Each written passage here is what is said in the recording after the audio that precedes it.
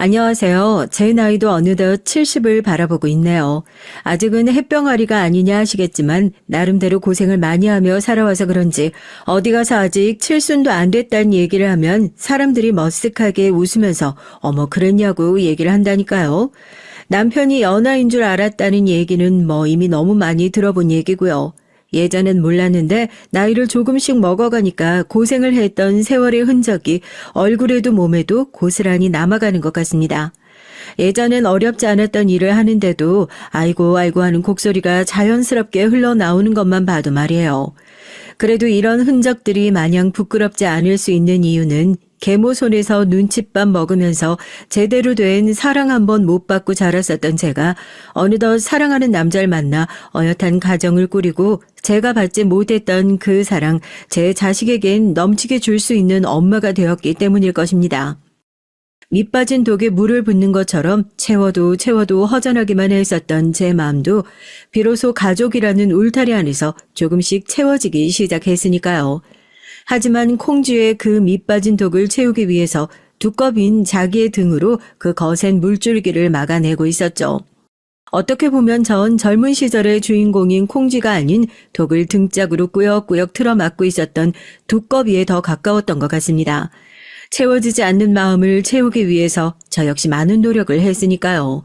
벌써 40년 가까이 제 곁을 지키며 저와 함께 살아온 저희 남편은 요즘 부쩍 절뚝거리는 제 다리를 볼 때마다 미안해서 어쩔 줄을 몰라 해요. 누가 보면 당신이 사고라도 내서 내 다리가 이 모양이 된 줄 알겠어.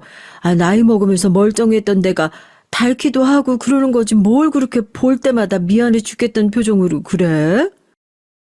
왜 아니야. 당신 그렇게 된 거 내가 사고 낸 거라 다름없지. 내가 그때 무슨 수를 써서라도 독립을 하겠다고 고집을 부렸어야 됐는데 남편이라고 하나 있는 게 우리 어머니 밑에서 당신이 그렇게 고생하고 있는 것도 모르고. 됐어. 다 지나간 얘긴데 뭐. 당신이 모른 척 한 것도 아니고 내가 말도 안 하는데 어떻게 알겠어. 덕분에 아들 저렇게 장성하게 잘 키웠으니까 된 거지 뭐. 남편이 저렇게 미안해하는 이유는 그야말로 혹독하기 짝이 없었던 감히 군 생활에 비교해도 과언이 아니겠다 싶었던 젊은 날 제 시집살이 때문이었습니다. 어디서부터 제 사연을 시작해야 할까 고민스러웠는데 거기서부터 시작하면 되겠다 싶네요. 난 싫어. 모르는 사람한테 엄마라고 부르는 것도 싫고 새로운 가족이 생기는 게 뭐가 좋아? 차라리 재혼을 하고 싶으면 아빠만 해. 아빠 혼자 나가서 그 사람들이랑 살면 되잖아. 내가 그렇게 싫다고 하는데도 아빠는 굳이 그 결혼을 하고 싶은 거야? 보람아, 너 지금 한창 엄마 손길 필요할 나이야. 가족들끼리 복잡거리면서 살면 너한테도 좋을 거고 아빠도 좋은 사람 만나서 새롭게 다시 시작해보고 싶은 건데 보람이 네가 아빠 응원 안 해주면 대체 누가 아빠를 응원해주겠니? 응? 낳아주신 친어머니 얼굴은 잘 기억도 안 나요. 계획에 없던 임신으로 절 가지셨던 건 알고 있었지만 그래서 그런지 항상 하나밖에 없는 딸한테도 무신경했던 어머니였습니다. 10달 동안 뱃속에 품고 있었던 자식을 그렇게 남보듯 할 수는 없을 거라고 동네 사람들이 하나같이 혀를 찰 정도였죠. 갑작스럽게 절 가지면서 가족과의 사이도 틀어졌고 다니던 직장도 잃고 어머니한테 전 눈에 넣어도 아프지 않은 자식. 이 아이를 위해서 그 모든 것들을 포기할 수 있는 존재까지는 아니었던 모양이었나 봅니다. 제가 말을 알아듣기 시작할 수 있을 정도로 나이를 먹고 나선 어머니에게 너 때문에라는 말을 참 많이 들었던 것 같아요. 너 때문에 너만 아니었어도 나 때문에 어머니 인생이 저렇게 불행해졌구나. 나만 없었어도 어머니는 행복하게 잘 살 수 있었겠구나. 그런 원망을 들으면서 제가 어떻게 절 떼어놓고 나간 어머니를 붙잡을 수 있었겠어요. 생각해보면 어른들이 참 비겁했던 거죠. 사실 계획에 안 된 결혼과 임신을 했던 것도 그 책임을 다 어린 자식한테 전가시킨 것도 결국 그걸 감당하지 못한 것도 다 두 사람의 책임인데 어머니는 절 집에 덜렁 남겨놓고 이혼을 하신 이후로 아버지 역시 달라지셨습니다. 그냥 그땐 본인 실수라고 인정하는 것보다 제 탓을 하는 게 훨씬 더 편하니까 그러셨겠지만 어린 마음에 그게 왜 그렇게 원망스러웠는지 모르겠어요. 엄마랑 아빠가 이혼한 게 왜 내 탓이냐, 아빠가 다 모자라서 그런 거 아니냐 하고 대들다가 얻어맞았던 적도 있었습니다. 한 번 실패했으면 됐지 그 망할 결혼을 꾸역꾸역 2번이나 하려는 아버지의 마음이 그래서 더 이해가 되지 않았던 것 같아요. 상대방 역시 애 딸린 이혼녀 어디서 들었는데 한 번 이혼을 했던 사람들이 재혼을 해서 실패할 확률이 그렇게 높다고 하더라고요. 재혼해서 잘 사는 사람들도 많은데 괜히 사람들이 심술맞게 하는 소리가 아니냐 싶겠지만 재혼 과정에서 커온 전 톡 까놓고 한번 물어보고 싶어요. 정말 자식을 위해서 하는 재혼이란 게 이 세상에 존재하긴 할까요? 모든 재혼은 자식의 희생을 동반한다고 결국에 혼자서 자식 키우기 힘드니까 혼자 살기 외로우니까 결혼하면서 너도 한창 엄마 손길이 필요할 나이니까 한창 아빠 손길이 필요할 나이니까 라는 소리로 자식의 희생을 강요하는 이기적인 부모 아래서 정신적으로 병든 자식만 나올 뿐인 것 같아요. 전 그중 하나고요. 저의 만류를 애초부터 들을 생각이 없었던 아버진 결국 재혼을 감행하셨고 전 그렇게 하루아침에 새어머니와 새오빠라는 몸에 맞지 않는 불편한 옷 같은 가족들과 함께 사는 처지가 됐습니다. 처음엔 아버지의 눈치를 보느라 우리 보람이 소리를 하면서 저에게 잘 대해주시던 새어머니께서도 두어 달이 지나고 나서부턴 본색을 드러내시더군요. 어떻게 보면 당연한 결과였죠. 제 자식보다 저를 더 챙길까 싶어서 전전긍긍 하시더라고요. 보람이 한 달에 용돈 얼마 받지? 여보, 그러지 말고 보람이 용돈 주는 거 앞으로 그건 내가 관리할게요. 한창 공부할 시기에 여자아이가 돈 많이 들고 다녀봤자 겉으로 나돌기만 하고 좋을 거 하나도 없고. 보람아, 너도 엄마가 용돈 주는 거 괜찮지? 새어머니가 집에 오셔서 가장 먼저 하신 일은 경제권을 잡는 일이었습니다. 재혼 이후에 집에서 계속 어울리지 못하고 겉도는 것 같다면서 아버지가 저에게만 신경을 써주시는 것이 어지간히도 안 이꺼 보이셨던 모양인지 저녁 식사 자리에서 대놓고 이젠 제 용돈도 본인이 관리하겠다고 대놓고 얘기를 하고 아무것도 모르는 아버진 네 어머니가 널 이렇게 세심하게 신경을 쓴다고 허허 웃으면서 좋아하시더라고요. 속도 없이 말입니다. 그 뒤로는 말 안 해도 뻔하죠. 용돈이랄 게 뭐 있어요. 학교랑 집 왔다 갔다 하는 차비만 겨우 받았죠. 전 문제집 하나 사는 것도 무슨 문제집을 그렇게 많이 사냐. 진짜 문제집 산 건 맞냐. 영수증까지 들고 와서 증빙을 했었는데 의붓 오빤 철마다 핸드폰이며 뭐며 척척 잘도 바꿔주는 걸 보고 기가 막히더라고요. 하루는 학교에서 배가 너무 아파서 양호실에 있다가 아버지에게 연락을 했어요. 아무래도 조퇴를 하고 병원에 가봐야 할 것 같다. 너무 아프다고요. 아버진 우물쭈물 하더니 어머니에게 전화를 해서 같이 병원에 가던지 해라 하고 말을 흐리시더라고요. 배가 얼마나 아픈지 식은땀이 삐질삐질 흐르고 정신이 없는데 새어머니에게 전화를 드려서 용돈이 다 떨어져 그런데 병원에 가야 할 것 같으니까 돈 좀 붙여주실 수 있냐고 했죠. 이제 돈 달라는 핑계도 아주 가지가지다 너. 아프면 양호실에서 대충 약 먹고 버티면 되지. 돈 못 받을까봐 그새 아버지한테까지 전화를 했어? 어디서 그렇게 여시 같은 짓을 배워가지고는? 바쁘니까 연락하지 마. 아파서 죽을 것 같아서 학교에서 죽든지 해. 양호실에서 멍하니 끊겨버린 전화를 바라보고 있다가 그대로 정신을 놓아버리고 말았어요. 눈을 뜨고 나니까 병원이더라고요. 소식을 듣고 달려온 아버지가 괜찮냐고 병원에 가라니까 왜 그렇게 미련하게 참고 있었냐는 식으로 절 타박하셨고요. 새어머니는 혹시라도 그 화살이 자기한테 돌아올까 싶어서 황급하게 변명을 하더라고요. 지금 한창 출석 일수가 중요한 시기라서 양호실에서 쉬었다가 정 못 참겠으면 병원에 가자고 얘기를 했었는데 여태 참고 있다가 이렇게 된 모양이라고 누구보다 절 걱정했다는 듯이 말을 하는데 기가 차서 헛웃음이 나오더라고요. 아파도 학교에서 죽으라고 하셨잖아요. 아니 애초에 용돈만 제대로 주셨어도 제가 병원비 없어서 병원 못 가는 일 없었을 거 아니에요? 이제 와서 왜 걱정해 주시는 척이에요? 예, 어머머 얘 말하는 것 좀 봐. 여보, 이거 다 오해예요. 누가 들으면 내가 너 계모처럼 몰래 괴롭힌 줄 알겠다. 무슨 말을 그렇게 하니? 내가 얼마나 널 친딸처럼 아끼고. 친딸이요? 차라리 그냥 대놓고 계모처럼 괴롭히세요. 뒤로는 미워 죽겠고 싫어 죽겠는데 아버지 앞에서 이렇게 착한 척 가식 떨지 마시고요. 아버지도 마찬가지야. 나 하나만 입 다물고 있으면 다 조용하고 잘 굴러가니까 알고도 모른 척하는 거 아니야? 나한텐 어머니한테 전화해서 병원 같이 가라고 해놓고선 내가 병원도 못 가고 쓰러졌으면 내가 아니라 여기 서 있는 이 여자한테 따져 물어야 하는 거 아니냐고. 뭐? 이 여자? 너 엄마한테 지금 그게 무슨 말버릇이야? 당장 죄송하다고 못해? 죄송하긴 뭐가 죄송하냐고요. 엄마는 누가 내 엄마냐고. 이 사람이 진짜 날 자식처럼 생각하긴 하냐고. 병원 침대에 누워서 울컥하는 마음이 몽땅 터져 일어나서 울컥 소리를 질렀습니다. 아버지는 그런 제 뺨을 세차게 올라붙였고 저도 눈이 시뻘겋게 달아올라서 아버지를 똑바로 쳐다보고선 그대로 새어머니의 뺨을 올려붙였죠. 지금 이게 뭐 하는 짓이냐고 소리를 고래고래 지르는 아버지를 그대로 세워두고 병실을 나왔습니다. 결혼 잘못해서 인생 말아먹고 싶으면 아버지 혼자서나 말아먹어. 난 절대로 아버지처럼 안 살 거니까. 앞으로 살면서 다시는 나 찾지 마. 인간 같지도 않은 것들끼리 끌어안고 평생 행복하게 오순도순 한번 잘 살아보라고. 가족을 버린다고 나온다는 것, 그 상황에 있어보지 않으신 분이라면 절대 어떤 마음인지 모르실 겁니다. 어린 나이였지만 그 짧은 순간에 엄청나게 많은 생각을 했던 것 같아요.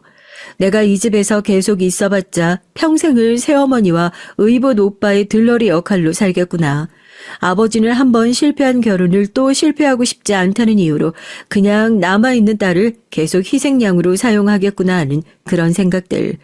집으로 돌아와선 당장 입을 수 있는 옷 몇 가지만 챙기고 어머니가 이혼을 하고 집을 떠나기 전에 이건 네 몫이니까 두고 가겠다고 하며 제게 남겨주신 돌반지 몇 개를 들고 그렇게 집을 나왔어요. 고등학생이 집을 나와서 갈 곳이 어디 있겠어요. 허름한 모텔에 앳된 얼굴의 여학생이 큰 짐가방을 들고 들어오니까 뭐 이상한 일을 하는 사람이 아닌가 하고 의심스러운 눈초리로 쳐다보면서 방을 안내주려고 하더라고요. 돌반지도 겨우 팔고 이제 밖에도 어둑어둑해졌고 벌써 이렇게 몇 군데나 거절을 당하고 나니까 이제 쫓겨나면 어디로 가야 되나 그제서야 덜컥 겁이 나서 카운터에 서서 눈물을 줄줄 흘리기 시작하니까 주인 아주머니가 깜짝 놀라서 무슨 일이냐고 제 손을 잡아 끌더라고요. 울면서 제 사정을 털어놓으니 혀를 쯧쯧하면서 밥은 먹었냐고 버너에 물을 올리고 라면을 하나 끓여주시더라고요. 이렇게 어린애가 나는 무슨 나쁜 일이라도 하나 싶었는데 아이고 짠해서 어쩜 좋아. 마침 여기 청소 아주머니가 관뒀는데 너 그러면 여기서 청소 일이라도 좀 할래? 들어보니까 지금 방세 며칠 내고 나면 돈도 없을 것 같은데 너 청소하고 일 좀 도와주고 하면 아줌마가 방세는 안 받을 테니까 어디 다른 데 일 구할 때까지 딴 데 가지 말고 여기서 좀 지내, 응? 사람이 죽으라는 법은 없다고요. 그렇게 생고생을 하면서 도착한 곳에서 전 은인 같은 분을 만나게 됐습니다. 아주머니가 끓여주신 라면을 허겁지겁 먹고 있는데 딱한 제 사정을 들으시더니 어디 제대로 된 일자리를 구하기 전까진 여기서 청소 일을 하면서 숙식을 해결하라고 하시더라고요. 라면을 입에 물고 눈물을 펑펑 쏟으면서 감사하다고 정말 감사하다고 인사를 드리고 그날 정말 오랜만에 퀴퀴한 쩐내가 나는 손바닥만한 방 안에서 마음 편하게 두 다리를 뻗고 잠에 들었던 것 같습니다. 그렇게 조금 이른 저의 독립생활이 시작됐죠. 모텔에서 일을 도우면서 한 1년 정도 지냈어요. 거기서 20살도 맞이했고요. 근처에 큰 공장 단지가 있어서 그런 일을 구하러 온 사람들이 면접을 보러 오가며 들리느라 늘 손님이 끊이지 않는 곳이었고 그때 우연히 모텔 손님으로 오셨던 분의 소개를 받아 근처에 있던 공장에 생산직 근로자로 취업을 할 수 있게 됐어요. 집에서 나오고 난 이후로 사람은 절대 믿으면 안 되겠다. 나를 도와줄 수 있는 어른은 절대로 없다고 생각했었는데 결국 또 힘들 때 기대게 되는 것은 사람이더라고요. 공장에 들어가니 기숙사 생활도 할 수 있게 됐고 매달 월급도 따박따박 나오니까 얼마나 다행인지 모르겠다고. 이제야 한시름 던 것 같다면서 정말 본인 일처럼 기뻐하시며 사회 초년생이라 돈 들어갈 일 많다고 퇴직금이라 생각하라며 마지막 아르바이트비를 두둑하게 얹어주시던 모텔 사장님. 아직도 참 감사한 마음이 잊혀지지가 않습니다. 제가 일하던 공장은 주로 해외에 수출하는 물건을 생산하는 곳이었고 제가 그곳에서 일한 지 3년 차 정도 되었을 때 정말 같은 공장에서 일을 하고 있는 남편을 만나게 됐어요. 남편은 대학까지 졸업해서 해외로 오가는 물건의 입출고를 담당하는 업무를 맡고 있었으니까 저와 접점이라곤 하나도 없는 사람이었죠. 직원 식당에서 누가 절 빤히 쳐다보기에 내가 뭐 잘못한 거라도 있나 싶었거든요. 네가 도끼병이라도 걸린 거 아니냐 하시겠지만 주변에 있는 친구들도 저 직원이 너한테 뭐 할 말 있나 보다 하고 옆구리를 쿡쿡 찌를 정도로 정말 빤히 쳐다보는 시선이 부담스러울 정도였다니까요. 밥을 다 먹자마자 커피 2잔을 뽑아든 남편이 젠걸음으로 저한테 와가지고는 우리 어디서 본 적 있지 않냐고. 이게 무슨 개수작인가 싶었죠. 사람들 많은 데서 물어보기가 좀 그래가지고 긴가민가 하긴 한데 혹시 예전에 땡땡 모텔에서 일하지 않았어요? 맞죠? 어쩐지 얼굴에 엄청 낯이 익더라. 예전에 저 여기로 발령 나고 나서 기숙사 자리가 없어가지고 거기서 묵었거든요. 나이도 엄청 어려 보이는데 싹싹하게 일도 잘한다 해서 얼굴을 기억하고 있었는데 우리 회사 입사한 거예요? 이거 진짜 인연이네요. 알고 보니 다른 지역에서 근무하고 있던 남편이 회사에 발령받아 급하게 내려오면서 살 곳이 마땅치 않아 제가 일하고 있던 모텔에서 한 달 정도 묵었던 적이 있었는데 그때 오며 가며 저를 봐줬던 모양이더라고요. 저야 하루에 손님이 몇 명씩 왔다 갔다 하는데 사람들 얼굴을 어떻게 하나하나 다 기억을 하겠어요. 반대로 나이도 어린데 일을 참 싹싹하게 잘한다 싶어서 남편은 제가 사장님 딸인가 하고 기억을 하고 있었다고. 보자마자 반가워서 아는 척을 하고 싶었는데 사람들 앞에서 괜히 거기서 봤지 않냐고 하고 아는 척을 하면 이상하게 보는 사람들이 있을까봐 말도 못하고 있었다고 그러더라고요. 참 별 인연이 다 있었다 싶었다니까요. 회사에 들어가서 친한 사람이 한 명도 없었는데 그래도 그것도 인연이면 인연이라고 남편이랑 확 가까워졌죠. 교대 근무를 하는 저와 주간 근무를 하는 남편이 마주칠 일이 그렇게 많지 않았지만 어쩌다 근무 시간이 겹쳐서 얼굴을 보면 그렇게 반가울 수가 없더라고요. 저도 은근히 주간 근무하는 날만 기다리게 되고 식당에 들어가면 오늘은 출근을 하셨냐 하고 자연스럽게 눈으로 찾게 되고요. 그렇게 남편과 시작하게 된 연애 때야 아무런 걱정 없이 좋았죠. 남편은 예나 지금이나 참 한결같이 괜찮은 사람이었고 늘 사랑이 고팠던 전 그렇게 넘치는 남편의 사랑을 받으면서 나도 누군가에게 이렇게 소중한 존재일 수 있구나를 알게 됐으니까요. 하지만 저희 연애는 유통기한이 존재하는 것만 같은 느낌이었습니다. 남편과 저와 함께할 미래를 그리고 있을 때에도 전 한마디 말을 보탤 수가 없었죠. 시작도 하지 않았지만 세상에 사랑만으로는 될 수 없는 것들이 너무나도 많다는 걸 제가 살면서 직접 봤었으니까요. 고등학교도 제대로 안 나오고 뭐? 부모도 없어? 기가 막혀서 정말. 내가 대를 이으라고 했지. 이런 덜 떨어진 애 배 빌어가지고 애 낳으라고 언제 그런 소리를 한 적 있어? 네가 뭐가 아쉬워서 이런 모자라는 애랑 결혼을 해? 응? 돌아가신 너희 아버지가 이 꼴을 보면 억울해서 무덤을 박차고 다시 일어나시겠다. 네가 지금 제정신이냐? 응? 차라리 이런 애 데리고 살 거면 결혼을 안 한다고 그래. 너 지금 엄마 입에서 그런 소리 듣고 싶어서 그러는 거 아니야? 예상했던 결과였죠. 시어머니 말대로 뭐가 아쉬워서요. 대학까지 나오고 지금도 해외 지사에서 발령이 나네 만에 얘기가 나올 정도로 능력이 있었던 남편이었는데 벼랑간 고등학교도 제대로 졸업하지 못했던 여자를 덜컥 데리고 와서 결혼을 하겠다고 하니 저 같아도 탐탁지 않았을 겁니다. 어느 정도 반대를 예상하고 있었던 저였고 그런 반대를 무릅쓰면서까지 결혼을 하고 싶지 않았기에 처음엔 남편에게 이별 통보를 했어요. 자기는 죽어도 못 헤어지겠다. 제가 아니면 결혼도 안 할 거다. 끈질기게 쫓아다니던 남편을 겨우 떨어뜨려 놨는데 아뿔싸. 왜 이렇게 인생은 예상대로 흘러가지 않는 건지. 이번엔 반대로 제가 남편의 발목을 붙잡아야 하게 생긴 겁니다. 스트레스 때문에 잠깐 멈췄다고 생각했는데 월경이 갑작스레 뚝 끊긴 이유가 임신이래요. 그때 아들의 임신 소식을 알게 되었던 거죠.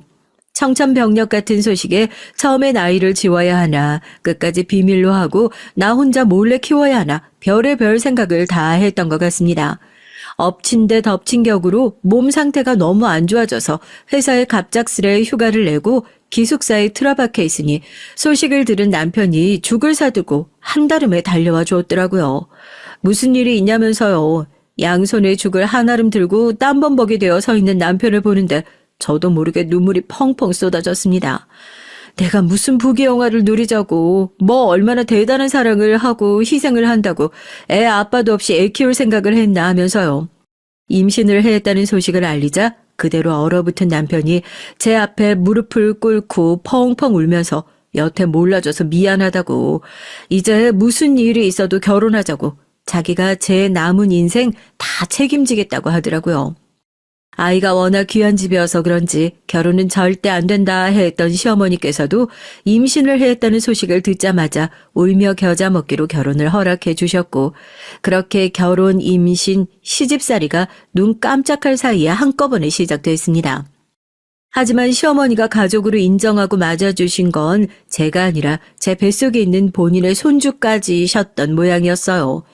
살얼음판이 따로 없더라고요. 눈만 마주치면 미워 죽겠다는 얼굴로 저랑 제 배를 한 번씩 흘겨보시곤 한숨을 푹푹 쉬시는 시어머니. 그런 시어머니 눈에 어떻게든 마음에 들어보기 위해 애를 쓰는 매일이었죠. 하지만 한번 눈 밖에 난 며느리가 무슨 짓을 해도 시어머니 눈에 애부터 가지고 들어와서 내 아들 발목 잡은 한심한 애로 보일 뿐이었나 봅니다. 새어머니와 함께 살며 천덕꾸러기 취급을 받던 그 옛날로 다시 돌아간 것 같은 기분이었죠. 넌 임신한 게 아주 벼슬이냐?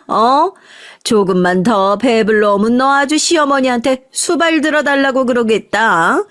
난 예전에 제 임신했을 때 배가 남산만하게 불렀는데도 시댁 어른 10명을 다 모시고 살면서 밥이며 빨래며 다 했는데 너는 일한다고 내빼고 툭하면 몸이 어쩌네 저쩌네 하면서 병원 다니고 이거는 뭐 나한테 건들지도 말아라.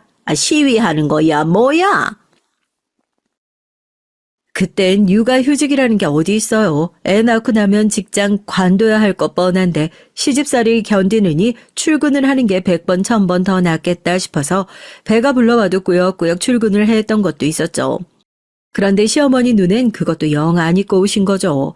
집에서 부려먹을 며느리가 출근을 한다는 핑계로 매일같이 자리를 비우니 그것도 교대 근무라고 낮이고 밤이고 할 것 없이요. 네가 나가서 벌어봤자 얼마나 버냐. 집에서 애나 제대로 봐라 하는 어머님의 성화에 결국 임신 7개월 차에 막 접어들었을 때 다니던 회사를 관두고 본격적으로 전업주부 생활을 시작했습니다. 회사 일이 아무리 힘들어도 시집살이보다 100번 1000번은 낫다 싶었죠. 넌 뭐 이렇게 하나 제대로 하는 게 없어. 앞으로 빨래할 땐 세탁기로 하지 말고 손으로 다 빨어. 이것들 죄다 다 다시 해. 알겠어? 실컷 빨래 다 해놓고 널어놓으면 빨래 걷어다 흙바닥에 내팽개치는 건 물론이고 한겨울에도 며느리 온수 쓰는 것이 아깝다고 제가 설거지하고 빨래할 때는 보일러 앞에 딱 버티고 앉아서 온수 못 켜게 하는 시어머니. 이것만 해도 어디 사연에 나와도 손색이 없을 것만 같은 미친 시어머니 아닌가 싶죠. 아들 앞에선 툴툴거리면서도 그래도 내심 잘 챙겨주는 척 하다가도 남편이 출근하고 집만 비우면 그렇게 습관적으로 못 살게 구는 심보 나쁜 노인네. 내가 너 받아주는 것만으로도 평생 고맙게 생각해야 한다고. 괜히 아들이랑 내 사이 이간질 시킬 생각 꿈도 꾸지 말라고. 부부 사이의 인연은 언제든지 법적으로 끌어낼 수도 있고 부모 자식 간의 천류는 끊어낼 수는 없다고 늘 협박하시던 그런 분이셨어요. 전 그런 시어머니가 뭐가 그렇게 무서워서 벌벌 떨었는지요. 시어머니가 그런 말씀을 하실 때마다 내가 이런 취급을 받으면서 살고 있는 건 죄다 내가 부모 버리고 나와서 부모 없이 살고 있어서다. 그러니 내 자식도 그런 취급받으면서 살게 할 수 없다. 그래서 더 꾸역꾸역 혼자 속으로 사귀었던 것 같습니다. 미련하고 무식했죠. 살다 보면 나아질 거라고, 남들도 다 이렇게 산다고, 그래도 모자란 며느리 안 내치고 살아주는 것이 얼마나 감사하냐 하면서 정신 승리하면서 살았던 거죠. 그 험한 시집살이를 당하면서도 그게 시집살이인 줄 모르고 그렇게 바보같이 살았어요. 내가 당하고 사는 것이 일반적인 것이 아니구나. 제가 정신을 차리고 깨닫게 된 건 남편이 해외 지사로 발령받고 약 2년간 집을 떠나 있던 시기였습니다. 처음엔 당연히 저와 저희 아들까지 모두 남편을 따라가겠다 나섰지만 시어머니가 눈에 불을 켜고 반대하는 통에 졸제 남편은 기러기 부부가 되고 저희 가족이 2년간 생이별을 하게 됐던 거예요. 지금이 한창 중요한 시기인데 어중간하게 해외 나갔다가 이것도 저것도 안 되면 제가 다 책임질 거냐면서 말도 안 되는 생떼를 부리셨어요. 어머님 입장에선 집안일 몽땅 다 하는 노예 같은 며느리가 감히 해방을 꿈꾸는 것 같아서 그렇게 죽도록 반대했을 수도 있겠구나 싶기도 하고요. 무슨 일이 있으면 연락하라고 당신이 항상 우선이라고 말하던 남편이 집을 떠나자마자 시어머니는 그동안 아들 앞에서 참아왔던 것을 풀기라도 하는 것처럼 더욱 지독하게 절 괴롭히셨습니다. 할머니, 왜 엄마만 저렇게 미워해? 엄마가 잘못한 게 뭐가 있다고. 월급 받는 직원도 이렇게 일 안 하겠어. 할머니는 왜 엄마만 저렇게 미워해? 엄마가 잘못한 게 뭐가 있다고. 월급 받는 직원도 이렇게 일 안 하겠어. 할머니가 저 정도면 치매 검사라도 받아보셔야 하는 거 아니야? 세상에 어떤 사람이 자기 가족을 저렇게 종부리듯이 부리냐고. 엄만 그걸 왜 또 다 참고 받아주고 있어. 억울하지도 않아? 차라리 그냥 내가 아버지한테 말씀드릴까? 아버지한테는 할머니가 너한테 엄마 같은 존재인데 괜히 그런 얘기 하는 게 가족들끼리 없던 분란 만드는 길이야. 허튼 짓 하지 말고 너는 너 할 거만 열심히 하면 돼. 그래도 할머니가 다른 사람 몰라도 너는 하나밖에 없는 손주라고 예뻐하시잖아. 엄만 그거면 됐어. 제가 너무 오랫동안 시어머니의 소나기 밑에서 긴 괴롭힘을 당했던 탓일까요?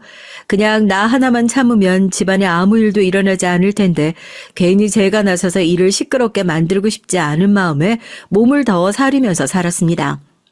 그럴수록 시어머니는 제가 본인에게 더욱 복종한다고 생각하고 기고만장해져서 악행을 서슴지 않고 저질렀고요. 하나밖에 없는 자식이 저한테 대놓고 그런 답답함을 표할 정도였으니 말 다 했죠 뭐. 그러던 중에 문제의 그 사고가 발생하게 됐습니다.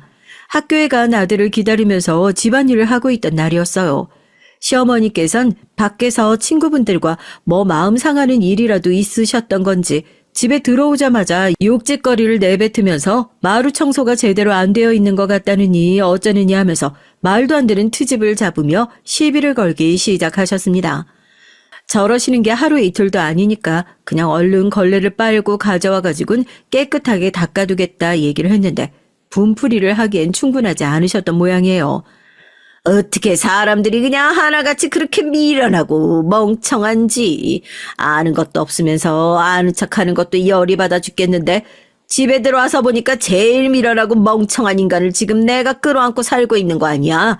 아이고 속 터져 정말. 야, 그렇게 멍청한 표정으로 쳐다보지 좀 말어. 아주 속 뒤집으려고 작정한 거냐? 응? 오늘따라 어머님의 트집이 유난히 심하다고 생각은 했었는데 거기서 그냥 더 대꾸도 말고 상대도 하지 말고 어디 슬며시 몸을 피하기라도 했어야 했나 봅니다. 분이 풀리지 않은 어머님이 뭘 그렇게 멍청하게 보고 서 있냐면서 마루 위에서 걸레를 들고 서 있는 제 어깨를 확 밀치셨고 순간 중심을 잡지 못하고 기우뚱한 전 팔을 휘적거리다가 그대로 마루 아래로 아무런 준비도 없이 뚝하니 떨어지고 말았으니까요. 어디가 부러진 건지 뭔지 너무 아파서 몸을 꼼짝도 하지 못하고 그냥 앓는 소리만 내면서 바닥에 엎어져 있는데 시어머니는 얼른 저를 부축할 생각도 없이 마루 위에서 빤히 지켜보고 있는 게 아니겠어요? 뭐 사이코패스도 아니고 그 서늘한 눈빛이 가끔 생각나서 소름이 끼칠 정도니까요. 엄마 괜찮아? 엄마 일어날 수 있겠어? 할머니 뭐예요? 빨리 119에 신고하지 않고. 엄마 괜찮아? 금방 같이 병원 가자. 괜히 움직이지 말고 가만히 있어. 알겠지? 그때 막 학교를 마치고 돌아온 아들이 이 광경을 지켜보고 있었고 제가 바닥으로 떨어지자마자 화들짝 놀라서 달려와 저를 살폈습니다. 그제서야 저희 시어머니께서도 마루 아래로 내려와서 제가 괜찮은지 살피는 신용을 했고요. 아들이 부축을 해줬는데도 꼼짝을 할 수가 없을 것 같아서 119를 불러 병원에 가서 확인을 해보니 무릎뼈가 골절됐다고 하더라고요. 사고 소식에 놀란 남편도 급히 귀국을 하게 됐고요. 내가 그렇게 무리하지 말라고 얘기를 했는데 혼자서 일하다가 이런 꼴이 난 거라니까.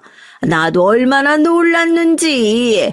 일하던 남편까지 불러들이고 이게 무슨 짓이니 정말. 아빠, 이거 다 거짓말이에요. 할머니가 밀쳐서 엄마 저렇게 된 거예요. 아빠가 몰라서 그렇지 아빠 해외 지사로 발령난 이후로 할머니가 엄마를 얼마나 괴롭혔는지 알아요? 뭐? 그게 다 사실이야? 어머니, 제가 가족들 여기 남겨두고 가면서 다른 부탁 하나 안 할 테니 이 사람 신경 좀 써달라고 그거 하나 부탁드렸는데 어떻게 그러실 수가 있어요? 병원에서 또 한바탕 난리가 났죠. 저희 아들은 남편을 보자마자 그동안 시어머니가 저에게 저지른 악행을 낱낱이 고했고 제가 시댁에서 잘 지내고 있을 거라 철석같이 믿고 있었던 남편은 그 사실에 큰 충격을 받게 됐습니다. 정말 시어머니 때문에 제가 지금 이렇게 누워있는 것이 맞는지 몇 번이나 사실 확인을 하더라고요. 여기까지 와서 거짓말을 하는 게 무슨 소용이냐 싶어 저도 남편에게 그동안 있었던 일을 사실대로 털어놨고요. 남편은 그날 이후로 해외 지사 일을 바로 정리하고 바로 집으로 돌아왔어요. 남편이 한국으로 돌아온 이후로 전 지금까지 시어머니 얼굴을 단 한 번도 본 적이 없습니다. 남편이 들어온 이후에 가장 먼저 한 일이 살림을 정리하고 분갈하는 것이었거든요. 시어머니는 여태까지 키워준 은혜도 모르고 어떻게 여자 때문에 부모를 버리고 나가겠다는 소리를 하냐고 고래고래 소리를 지르면서 남편이 나가는 걸 뜯어 말렸지만 남편도 단호했습니다. 여태까지 제 식구 제대로 챙기지 못한 것도 이 사람한테 미안해 죽을 것 같은데 어떻게 여기 들어와서 다시 살라 소리를 할 수 있겠냐면서 울면서 남편을 붙잡는 시어머니를 매몰차게 내치고 시댁을 나오게 됐고요. 그렇게 지긋지긋한 시댁과 이별 선언을 하게 됐습니다. 그 뒤로 남편은 절뚝이는 제 다리를 볼 때마다 과거 본인이 가족을 제대로 돌보지 못했다는 죄책감 때문에 어쩔 줄 몰라 하며 미안하다 소리를 입에 달고 살았던 것 같아요. 물론 그때 남편과 속 시원하게 이혼을 하고 살 수도 있었겠지만 돌아갈 곳도 없고 돌아갈 가족도 없는 저에게 이혼은 생각지도 않은 선택지 중 하나였습니다. 그래도 그렇게 시어머니와 떨어져서 살기 시작한 이후론 마음에 커다란 짐을 하나 덜어낸 것 같았어요. 부모 자식 간의 인연은 천륜이라고 어떻게 보면 그 천륜을 저 때문에 단칼에 잘라낸 것 같은 남편한테 마음 한켠으로 미안함도 있었지만 인생에서 시어머니 한 사람만 사라진 것뿐인데도 아들이 장성할 때까지 집안에 큰 어려움 없이 행복하게 세 식구가 잘 지내왔으니 그때 남편의 강단 있는 선택이 그저 고맙기만 할 뿐이었고요. 한 번씩 시큰거리는 물음만이 내가 그동안 참 힘들고 각박한 인생을 살아왔구나. 교통사고 후유증처럼 잊혀진 기억을 떠올리게 해줄 뿐이었습니다. 엄마, 나랑 결혼할 사람이에요. 인생에서 처음으로 책임지고 싶은 사람이 생겼으니까 엄마가 잘 좀 대해주셨으면 좋겠어요. 부족한 게 많아도 너그럽게 봐주고 잘 가르쳐주시고 하면서. 그런 제가 세월이 훌쩍 지나 어느덧 며느리까지 보게 되니 세월 참 빠르구나 하는 걸 실감하게 되더라고요. 조건으로 따지고 보면 아들의 얘기처럼 어딘가 부족한 구석이 많은 며느리였습니다. 친정 형편도 어렵고 지금 당장 변변찮은 직장도 없이 계약직으로 일을 하고 있기도 했고요. 하지만 그동안 제가 시어머니에게 당해왔던 세월이 있는데요. 어떤 사람은 자기가 당한 것을 그대로 풀면서 내리 갈굼하는 사람이 있다고 하지만 전 그 정도로 못된 사람 되지 못하는 모양입니다. 처음 인사 오는 자리에서 혹시라도 싫은 소리 들을까봐 기가 팍 죽어있는 며느리의 모습을 보는데 어쩐지 옛날 제 생각이 나는 것 같아서 안쓰러운 마음이 앞서더라고요. 결혼을 하는데 모아둔 돈은 있냐, 혼수는 얼마나 해오려고 하냐 묻는 남편의 얘기에 기어 들어가는 목소리로 얘기하는 며느리가 그저 짠해 보이기만 해서 인사를 마치고 돌아가는 며느리를 붙잡고 며느리의 손에 봉투 하나를 들려줬습니다. 시댁 올 때마다 그렇게 기죽을 필요 없어. 둘이 좋아서 같이 사는 건데 사는 게 조금 모자라고 부족하면 뭐 어때? 살다 보면 나아지기도 하고 지금 사는 거랑 비교도 안 되게 좋아질 수도 있고 하는 거고 그렇지. 시댁 올 때마다 항상 어깨 쫙 펴고 당당하게 들어와. 응? 나는 딸 같은 며느리 이런 거 하나 필요 없어. 그냥 며느리답게 나도 항상 너 볼 땐 손님 맞이하는 마음으로 그렇게 대할 테니까 우리 서로 해야 할 도리만 잘 지키면서 앞으로도 그렇게 살자. 내 말 무슨 뜻인지 알겠지? 이건 아무한테도 얘기하지 말고 그냥 여태 우리 아들 옆에서 잘 챙겨주고 하는 게 고마워서 내가 주는 거라 생각하고 결혼할 때 부족한 거 있으면 혼수든 결혼식 비용이든 뭐든 보태서 써라. 알겠지? 어머님, 정말 감사해요. 앞으로 제가 더 잘할게요. 어머니 안 계셔서 늘 기죽고 힘들게 지냈었는데 앞으로 어머님을 그냥 제 어머니다 생각하고 모실게요. 감사해요. 결혼식 비용에 보태라고 저도 따로 마련해둔 돈을 며느리에게 챙겨줄 때까지만 하더라도 며느리와 앞으로 둘도 없는 고부 사이가 될 거라고 어렴풋이 기대를 했던 것 같습니다. 적어도 제가 시댁에서 당했던 것들, 느꼈던 기분들, 저희 며느리가 느끼지 않았으면 하는 마음에 더 정성을 쏟았던 것 같아요. 하지만 막상 아들 결혼을 시키고 나니까 또 저 혼자만 소득 없는 외사랑을 하고 있다는 생각이 들기 시작하더라고요. 처음엔 친어머니처럼 모시겠다고 고마워서 어쩔 줄 몰라하던 며느린 결혼하고 몇 년이 지나고 나니까 그새 제가 많이 편해진 건지 아니면 그때 고마움을 까맣게 잊어버리기라도 한 건지 그냥 기본적인 도리만 잘 하면서 지내자는 얘기도 시어머니의 잔소리로 들리기 시작했던 것 같습니다. 아유, 이번 설에도 바쁘니? 지난번에도 설 당일에 와가지고 음식 장만할 것도 그렇게 많지도 않으니까 이번엔 며칠이라도 조금 일찍 와서 얼굴도 보고 했으면 좋겠는데 너네가 많이 바쁘겠다 싶으면 미리 얘기를 하고 바쁜 일 없으면 일찍 와서 맛있는 것도 좀 먹고 일찍 쉬고 해라, 응? 며느리는 결혼을 한 이후로 한 번도 명절에 일찌감치 시댁에 내려온 적이 없어요. 남편도 어디 회사가 외국에 있는 것도 아닌데 둘이서 왜 그렇게 바쁜 척을 하면서 볼멘 소리를 하더라고요. 저도 괜히 그런 일로 며느리가 싫은 소리 듣는 게 싫어서 이번 명절엔 바쁜 일이 없으면 조금 일찌감치 내려오는 게 어떠냐 얘기를 하니까 며느린 바로 대답을 하지 않고 우물쭈물하면서 시간을 한번 봐야겠다 하며 말을 흐리더라고요.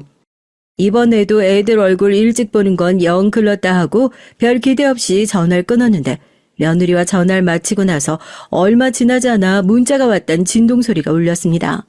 발신자가 며느리더라고요. 문자 내용을 본 전 깜짝 놀랄 수밖에 없었습니다.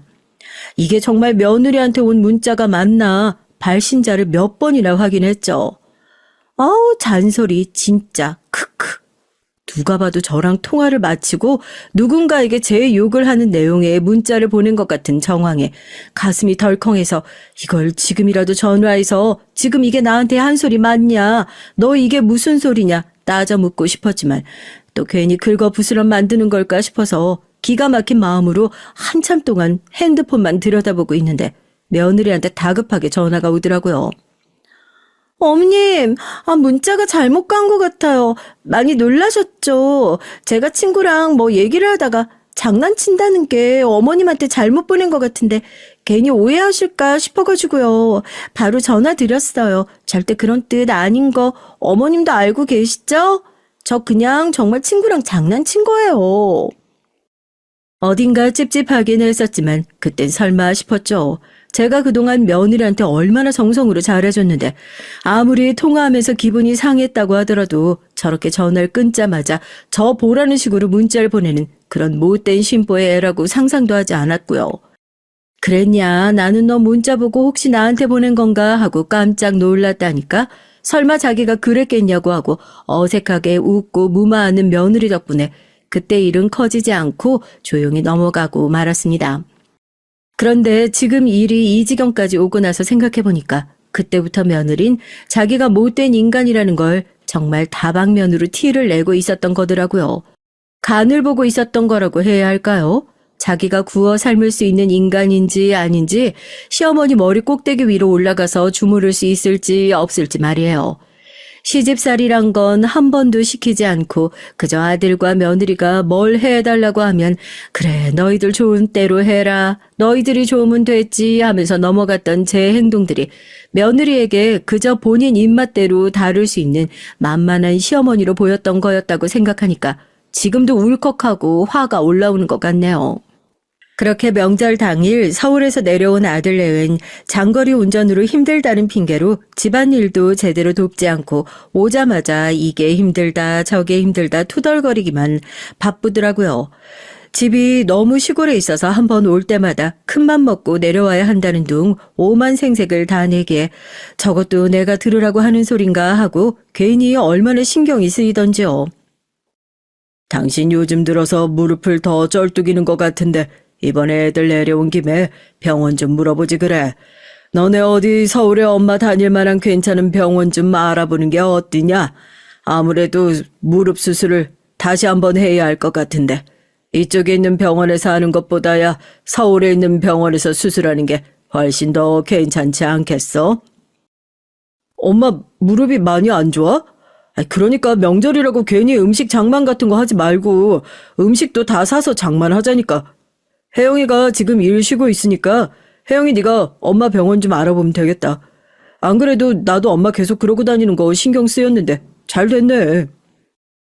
요즘 들어 무릎 시큰거리는 게 심해져서 눈에 띄게 절뚝거릴 정도로 상태가 안 좋아서 근처에 있는 병원에 갔더니 아무래도 큰 병원에서 재수술을 받는 것이 좋겠다는 얘기를 했었던 터라서 저도 한번 시간을 내서 큰 병원에 가봐야겠다 생각은 하고 있었는데 남편이 애들 오니 먼저 얘기를 꺼내더라고요.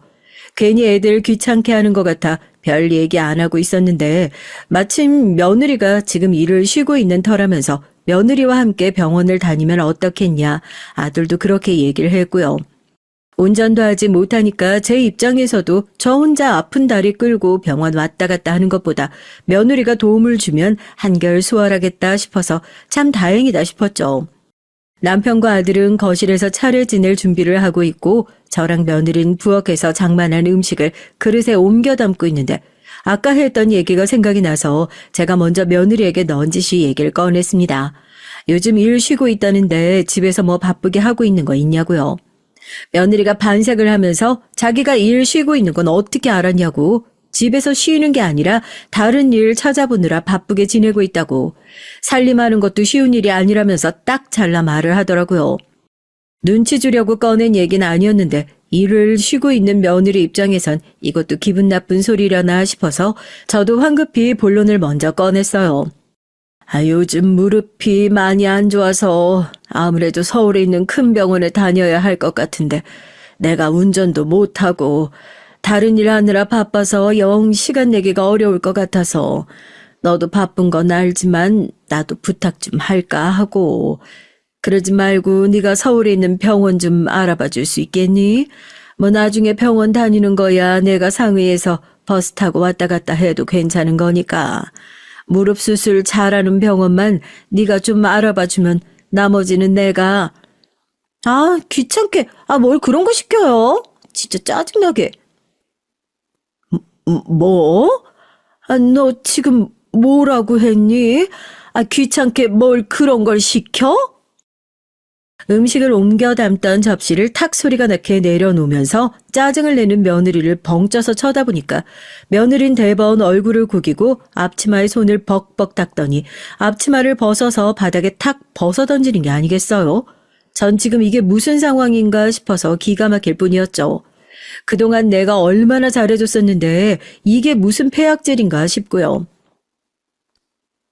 결혼할 때 돈 몇 푼 쥐어준 거 가지고 돌이니 뭐니 얘기를 하시면서 오만 생색을 내실 때부터 알아봤어야 하는 건데.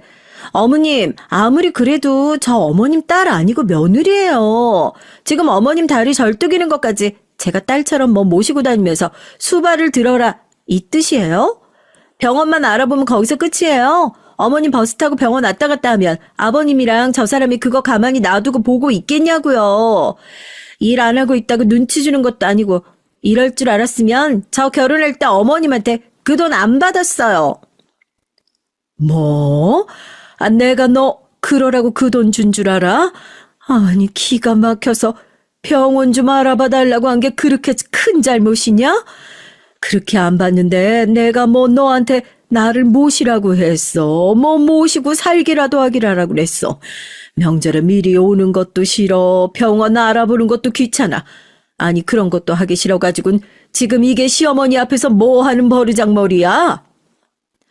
부엌에서 큰 소리가 나니 이게 무슨 일인가 싶어가지고 남편과 아들이 한달음에 달려왔고 또 시아버지는 무서워라 하는 며느리가 내팽개에 처진 앞치마를 주섬주섬 주워들고 눈치를 보면서 자리를 뜨려고 하는데 아들이 한 발 더 빨랐습니다. 자리를 뜨려는 며느리의 손목을 콱 틀어지고 지금 이게 무슨 상황이냐고 설명을 해보라고 으름장을 놓더라고요. 내가 무슨 어머님 수발 드는 사람도 아니고 집에서 놀고 있다고 지금 가족들이 은근슬쩍 어머님 나한테 떠맡기려고 하는 거 내가 모를 줄 알아? 어머님 무릎이 저렇게 생겼으면 당신이 알아보고 돌보든가 해. 병원 핑계로 나한테 모시라고 몰아가는 거 내가 모를 줄 알아? 너 그래서 내가 그렇게 병원 알아보라고 할 때도 계속 집에서 직장 알아보느라 바쁘다고 핑계댔던 거야? 그동안 우리 엄마가 너한테 얼마나 잘해줬었는데 배응망덕도 유분수지. 우리 엄마한테 이렇게 싸가지 없는 인간 나 절대 내 가족으로 인정 못해. 며느리의 폐악질이 끝에 달하고 기가 막혀 하는 남편이 당신은 빠져 있으라면서 절 뒤로 끌어당기자마자 아들은 며느리의 뺨을 그대로 올려붙였습니다. 뺨을 얻어맞고 바닥에 그대로 나동그라진 며느린 어떻게 어머님 때문에 자기한테 이럴 수 있냐고 고래고래 소리를 지르고 남편은 그런 며느리를 그대로 질질 끌어서 대문 열고 그대로 쫓아냈고요. 제가 이쯤 하면 됐다고 남편과 아들을 말리려 들어도 소용이 없었습니다. 그렇게 화가 난 모습은 생전 처음 본 것 같아요. 평생 마음고생만 하고 살았던 우리 엄마 며느리 때문에 시집살이하고 사는 꼴은 내가 더 못 봐. 당신은 이제 끝이야. 집에 가서 짐 싸고 이혼 서류 보낼 테니까 그때까지 얌전히 어디 처박혀서 연락도 하지 말고 있어. 알겠어? 잘난 니네 엄마 끝까지 네가 끌어안고 살든지 마음대로 해. 이게 끝까지 뭘 잘했다고. 야, 당장 안 나가? 눈이 뒤집힌 아들이 며느리를 위협하면서 집 밖으로 내쫓아버리고 나서야 겨우 상황이 마무리가 됐어요. 이게 다 무슨 일인가 싶더라고요. 저 때문에 이 난리통이 난 것 같아서 아들에게 이혼 결정은 심사숙고해보라며 뜯어말려도 남편 역시 단호하게 저런 쓰레기 같은 거 주워왔으면 네가 책임지고 분리수거하라며 으름장을 놨습니다. 그렇게 쑥대밭이 된 집은 결국 아들과 며느리의 이혼으로 정리됐어요. 전 지금 아들과 남편의 호의를 받으며 수술을 받기 위해 서울로 병원을 오가며 지내고 있습니다. 아직도 저 때문에 아들이 이혼을 결정한 것 같아 미안한 마음이 들지만 아들은 제 덕분에 쓰레기 같은 사람 걸러낼 수 있었다면서 오히려 다행이니 걱정하지 말라고 안심을 시키더라고요. 복이라고 하나 없는 사나운 팔자라 생각했지만 그래도 선하게 산 덕분에 남편과 아들 같은 좋은 식구들이 끝까지 제 옆에 남아있는 것 같아 참 다행이란 생각이 듭니다. 자식 같지도 않은 자식이 많은 세상에서 그래도 제 엄마 지키겠다고 이혼을 결정해준 아들에게 다시 한번 고맙다는 인사를 하면서 앞으로는 저도 호구 같은 모습 안 보이고 조금은 더 이기적으로 제 가족들을 지키면서 열심히 살아가야겠다 다짐을 해보네요. 안녕하세요. 저는 40대 주부입니다. 제가 이렇게 사연까지 보내게 된 이유는 최근에 정말 말도 안 되는 일을 경험해서요. 전 사실 겁이 많아서 뉴스도 잘 안 봐요.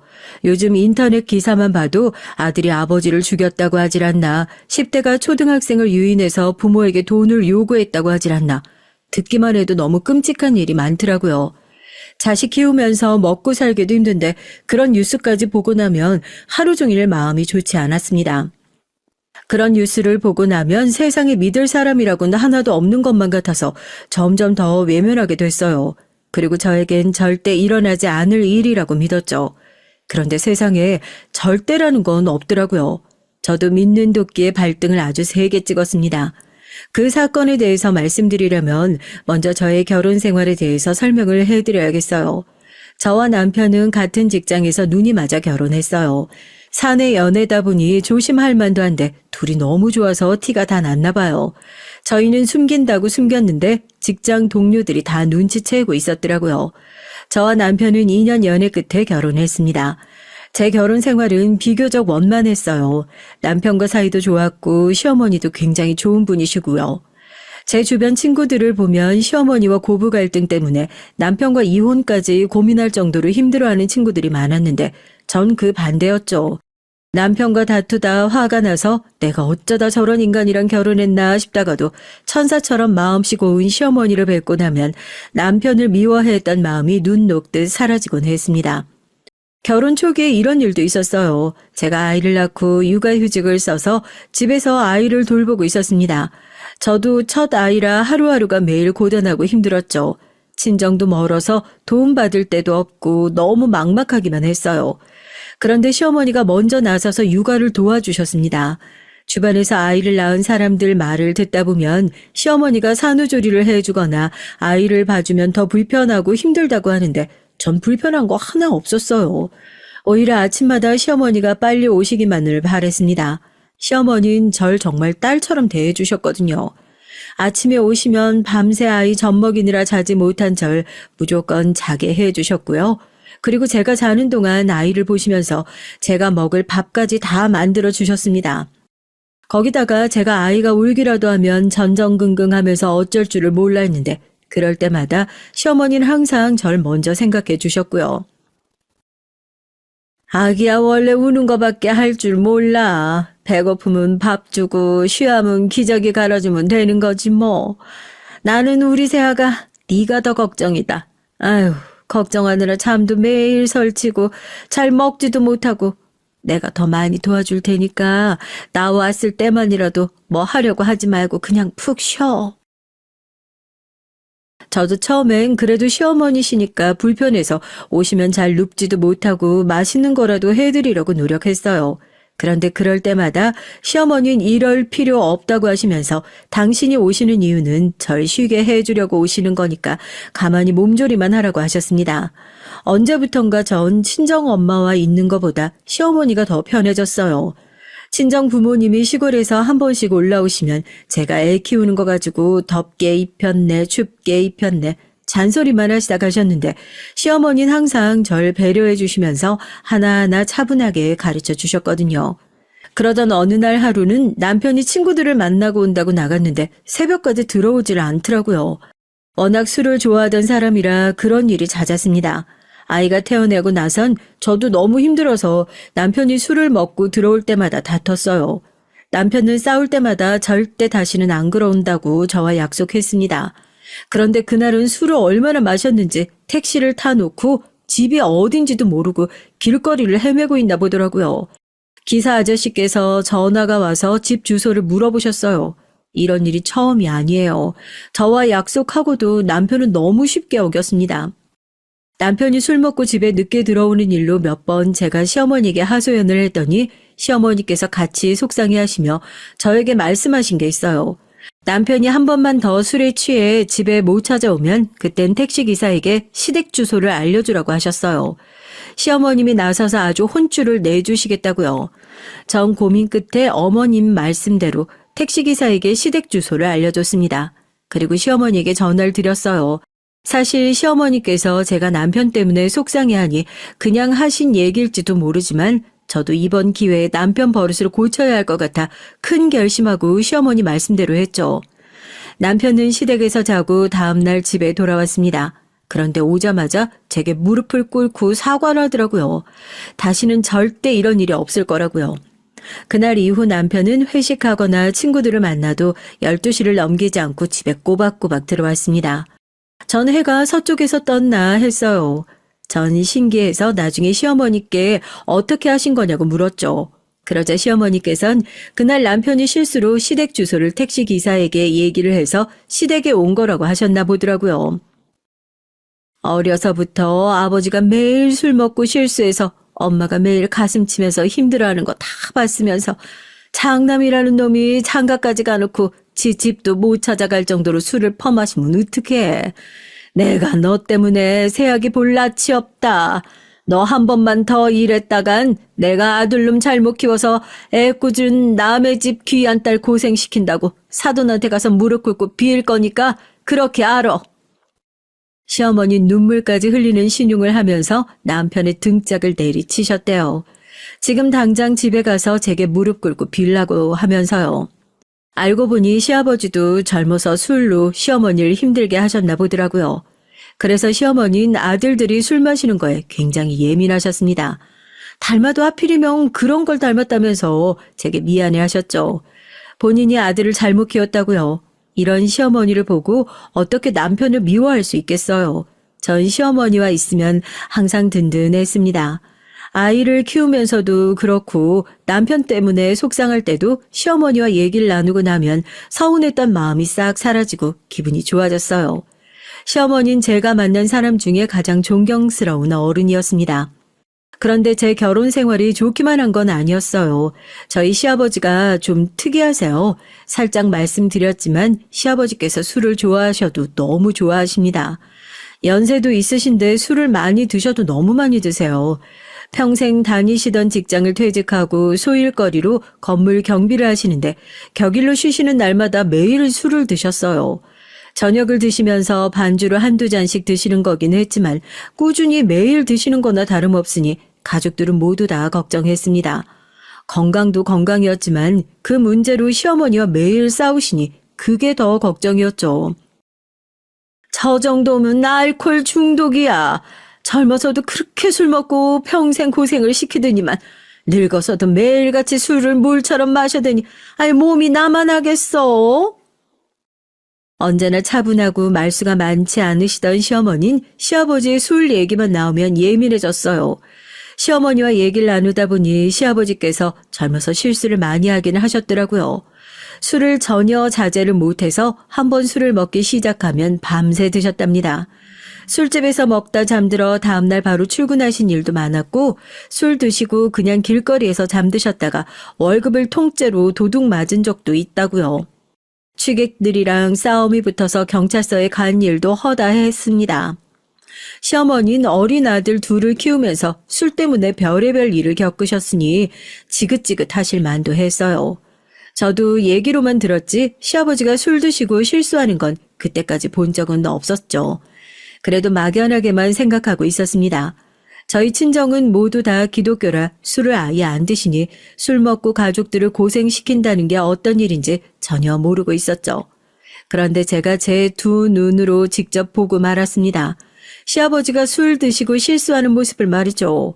그 전날부터 시어머니에게 연락이 왔는데 근무하시는 분들과 다음날 회식한다고 아침부터 순댓국에 소주 한잔하고 오신다고 했답니다.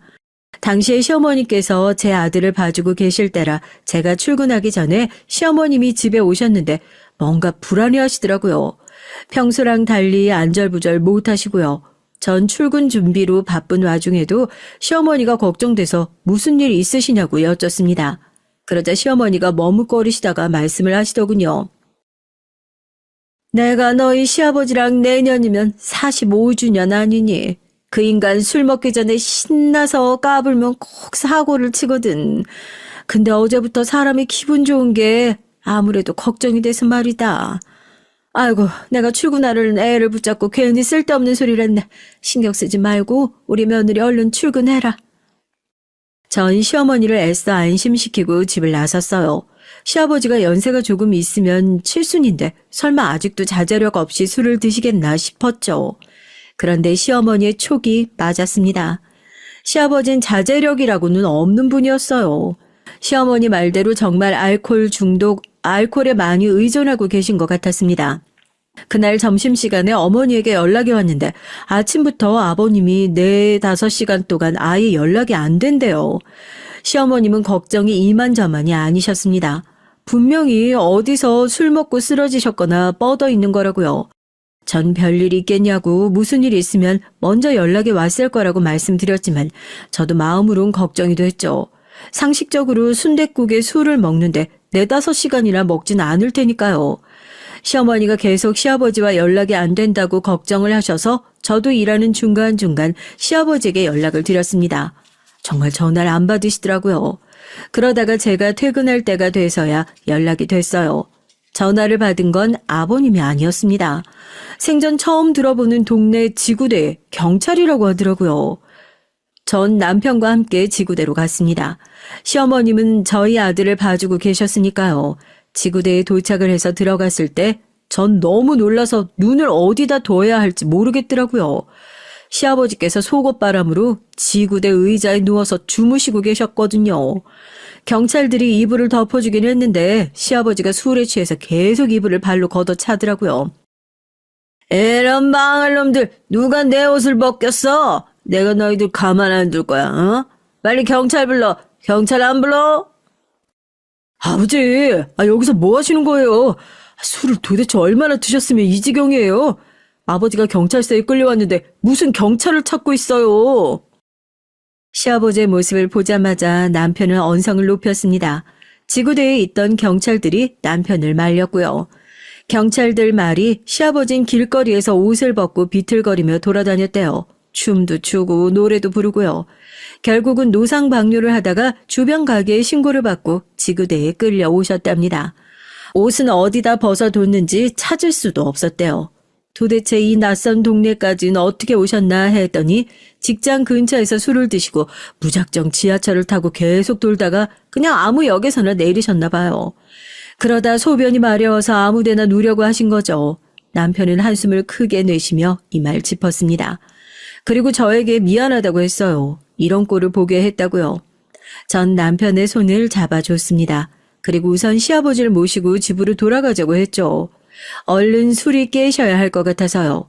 그런데 집에 돌아가는 차 안에서도 시아버지는 난리가 아니었어요. 남편이 근처에서 사온 옷이 마음에 안 든다며 자꾸만 벗으려고 하셨거든요. 그리고 저와 남편이 무슨 말만 하면 자꾸 욕을 하셨습니다. 내가 누군 줄 알아? 내가 비록 지금은 경비 일을 하고 있지만 옛날에는 회사에서 부장으로 날렸던 사람이야. 어? 그때는 그냥 다들 쫄아서 말도 못 걸더니만 이젠 내가 아주 호구로 보이지? 시아버지는 직장에서 무슨 안 좋은 일이 있으셨는지 연신 화를 내셨어요. 아무래도 연세 드셔서 젊은 사람들에게 인사도 해야 되고 청소도 해야 하는 경비 일이 많이 힘드신 것 같았습니다. 그날 시댁에 시아버지를 모시고 돌아오는데 마음이 무거웠어요.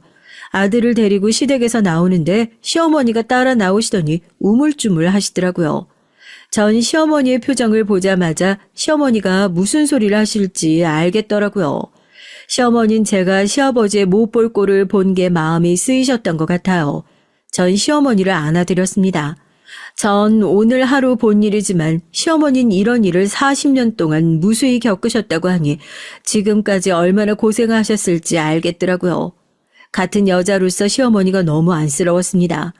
특별한 말을 하지 않아도 서로 안고 있으니 마음이 통하는 것 같았죠. 다음날 시아버지에게서 전화가 왔어요. 전 당연히 시아버지가 저에게 미안해 하실 줄 알았는데 아니더라고요. 시아버지는 아주 당당했습니다. 당당한 정도가 아니라 아주 뻔뻔했어요. 아이고, 내가 어제 기분이 좋아서 술을 좀 마셨더니 우리 며느리 앞에서 추태를 부렸네. 근데 남자가 원래 술을 먹다 보면 경찰서도 가고 쌈박질도 하고 그러는 거지 뭐. 착한 우리 며느리가 좀 이해해줘. 전 기가 막혔습니다. 지금 보니 평생 시아버지는 저렇게 사신 거예요. 매일 시어머니에게 못 볼 꼴을 보이고 추태를 부려놓고 항상 다음 날이면 아무 일 없었다는 듯이 대수롭지 않게 구신 거죠. 전 시아버지의 태도에 욱했습니다. 아무리 기억이 잘 나지 않는다고 해도 본인이 저지른 짓이 버젓이 있는데 어떻게 저렇게 태연하게 굴 수 있는지 이해가 되질 않았죠.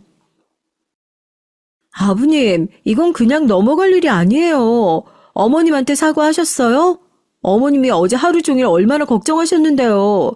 어제 일은 그냥 술 좀 먹었다고 일어난 일이 아니에요. 이제 연세도 있으신데 다신 그렇게 드시지 마세요. 전 최대한 목소리에 힘을 주고 시아버지에게 말했지만 시아버진 듣는 둥 마는 둥 하시더니 저더러 잔소리도 할 줄 아느냐고 하시면서 농담으로 들으셨습니다. 그제야 지금까지 시어머니가 저에게 시아버지에 대해 하셨던 말들이 파노라마처럼 스쳐 지나가며 시어머니의 심경이 이해가 되더라고요.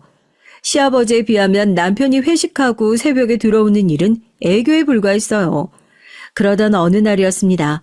저와 시어머니가 함께 아이를 데리고 키즈 카페에 갔는데 시어머니가 어딘가 좀 이상하더라고요. 아이를 안고 걸어오시는데 한쪽 다리가 축 늘어진 것처럼 이상한 게 걸으셨죠. 전 왜 그러시냐고 어디가 불편하시냐고 물었습니다. 그런데 시어머니 말씀이 최근에 자꾸 몸이 처지는 느낌이 드신다네요. 아침에 일어나기도 좀 힘들고 걷다 보면 몸이 앞으로 쏠려서 넘어질 것 같은 때도 있고요. 전 아무래도 걱정이 됐습니다. 평소에 어디가 아프다는 말을 잘 하지 않으시는 분인데 몸 여기저기가 힘없이 축 늘어진다고 하셨거든요. 제가 보기에도 전과 달라 보였습니다. 시어머니는 계속 괜찮다고 하셨지만 전 바로 시어머니를 모시고 병원에 갔어요. 그런데 병원에서 믿지 못할 얘기를 듣고 말았습니다. 시어머니께서 파킨슨병 판정을 받았어요. 다행히 초기에 발견해서 치료하면 좋아질 거라고 했습니다. 약물 치료를 해보고 좋아지지 않으면 수술 치료도 있으니 의사는 걱정하지 말라고 했습니다. 그 말을 듣고 나니 저와 시어머니는 안도했어요. 그런데 예상한 것보다 판정을 받은 이후 몇 년 동안 응급실에도 여러 번 실려갈 정도로 심각한 상황도 겪어야 했습니다. 수술도 받았지만 기대했던 것만큼 증세가 호전되진 않았죠. 그리고 무엇보다 가장 힘들었던 건 언제나 씩씩하게 견뎌내시던 시어머니께서 달라지셨다는 거예요. 수술할 때까지만 해도 꼭 병을 이겨내겠다고 말씀하시던 분이 수술 이후에도 달라지지 않자 언젠가부터 말을 잘 하지 않으셨어요. 물어도 대답도 잘 안 하시고요. 병원에선 파킨슨병의 증상 중 하나로 말하기가 힘들어지신 거라고 했지만 가족들 입장에선 너무 속상하기만 했습니다.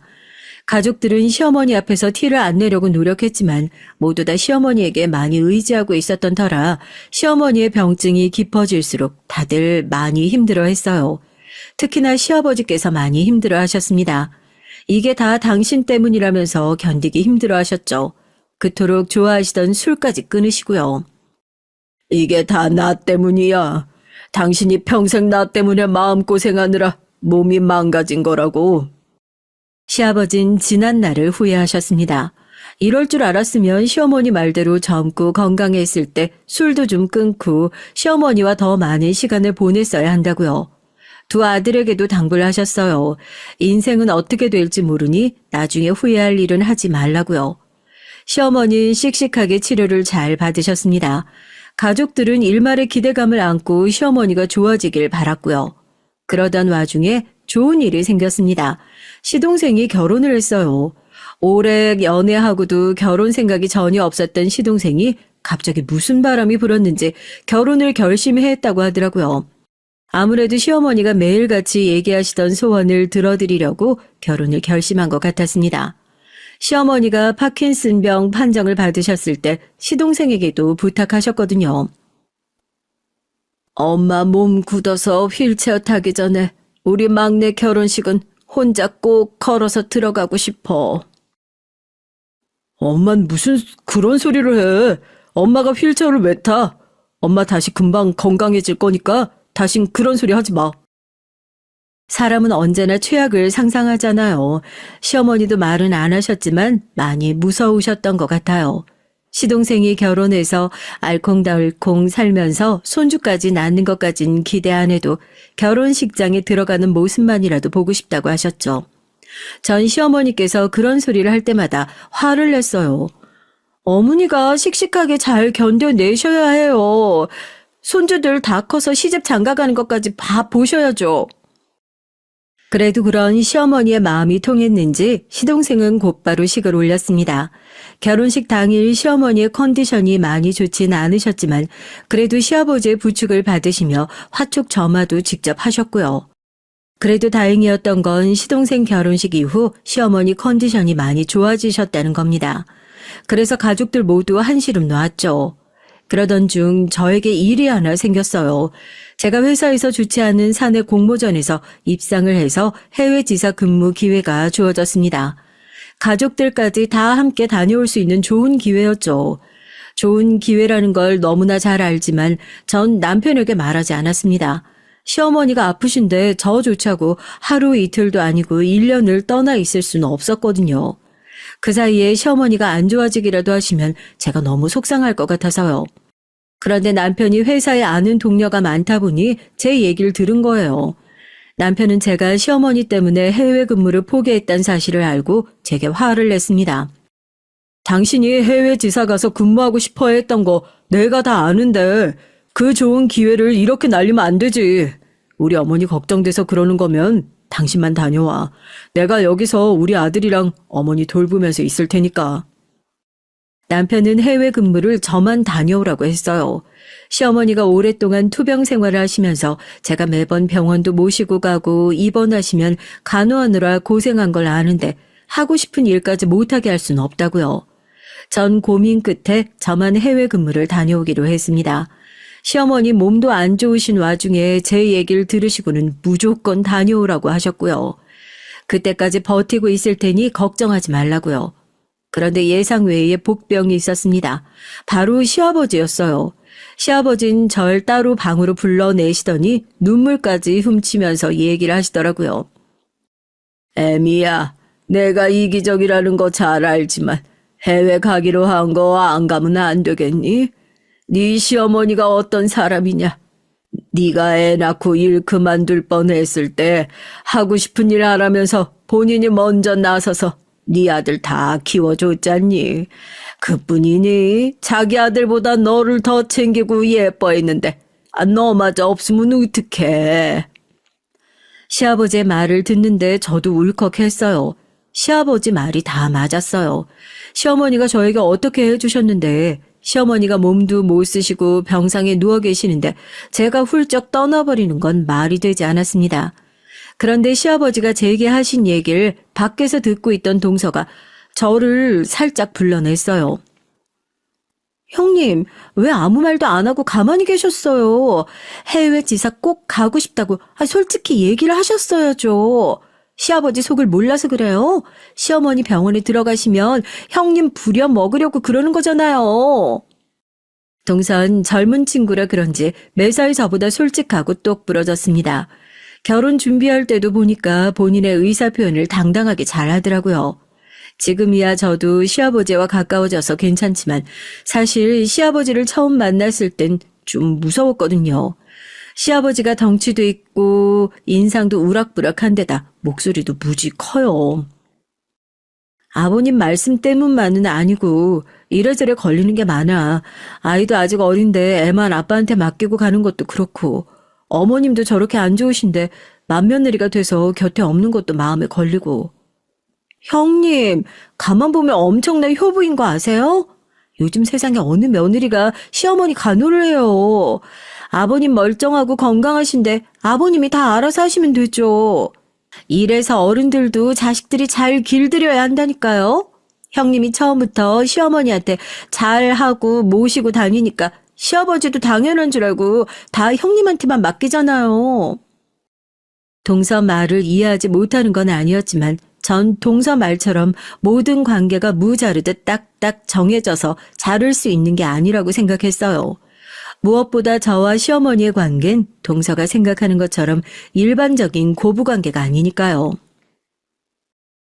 동서가 몰라서 그러는데 나도 어머님께 도움받은 게 많아.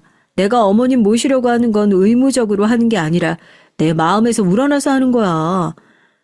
형님도 참, 시어머니가 건강하실 때 애 좀 봐주셨다고 그래요?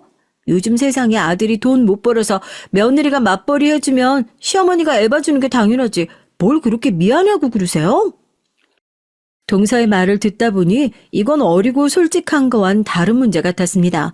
아무리 요즘 세상이 요지경이라고 제가 윗사람으로서 동서에게 잘못된 건 잘못된 거다 바로 잡아줘야 할 것 같았죠. 시부모님이 애 봐주시는 게 당연한 거 아니냐고요. 그런데 그 순간 시아버지가 불쑥 나타나셨습니다. 둘째 너 지금 무슨 소리를 하는 거야? 네가 막내라고 예쁘다 예쁘다 해줬더니만 아주 기고만장의 하늘을 찌르는구나.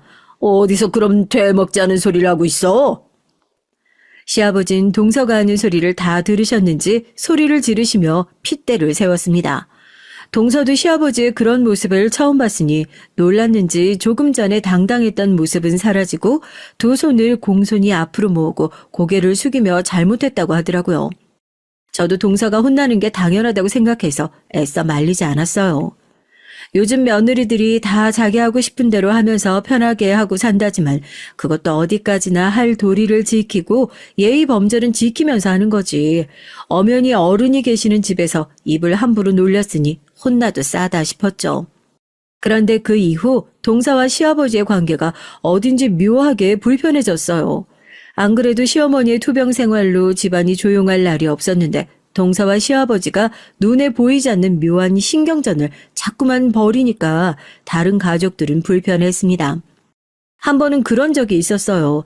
명절을 앞두고 있었는데 시어머니께서 상태가 안 좋아지셔서 갑자기 병원에 입원을 하게 됐거든요. 마침 명절 연휴라 제가 시어머니를 모시고 병원에 들어가기로 했고요. 그런데 동서가 뜬금없이 이번 명절엔 시댁에 오지 않겠다고 하더라고요. 어머님도 아프셔서 집에 안 계시고 형님도 병원 들어가시면 명절날 남자들하고 저만 있어야 하는데 저 혼자 식사 준비하고 치우고 그 시중을 다 어떻게 들어요. 어차피 어머님 아프셔서 집안 분위기도 안 좋은데 이번 명절엔 그냥 각자 보내는 게 좋겠어요. 동서는 다시 봐도 참 대단한 사람이었습니다. 물론 마음으로 생각할 수야 있죠. 집안의 여자라곤 시어머니와 저 동서 셋인데 저와 시어머님이 병원에 들어가 버리면 아무래도 혼자 시아버지의 저희 남편 식사까지 챙겨야 하니까요. 동서의 말에 시아버지도 마음이 부글부글 끓으시는지 얼굴이 붉어지셨어요. 자기야, 그런 소리 나랑 상의라도 하고 해야지. 안 그래도 엄마 아파서 다 속상해 죽겠는데 그런 소리를 지금 꼭 해야겠어?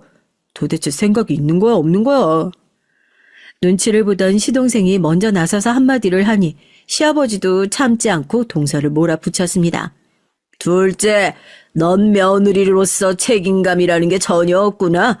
네 형님이 시어머니 모시고 병원에 들어간다는데 둘째로서 당연히 시댁에 와서 시아버지 식사를 챙겨야지. 이런 소리를 내가 직접 해야 되니? 네가 시어머니가 아파서 일일이 가르치질 않는다고 우리 집안을 아주 우습게 보는구나. 며느리가 가정부도 아니고 시댁 식구를 밥 차리는 게 어떻게 당연한 일이에요?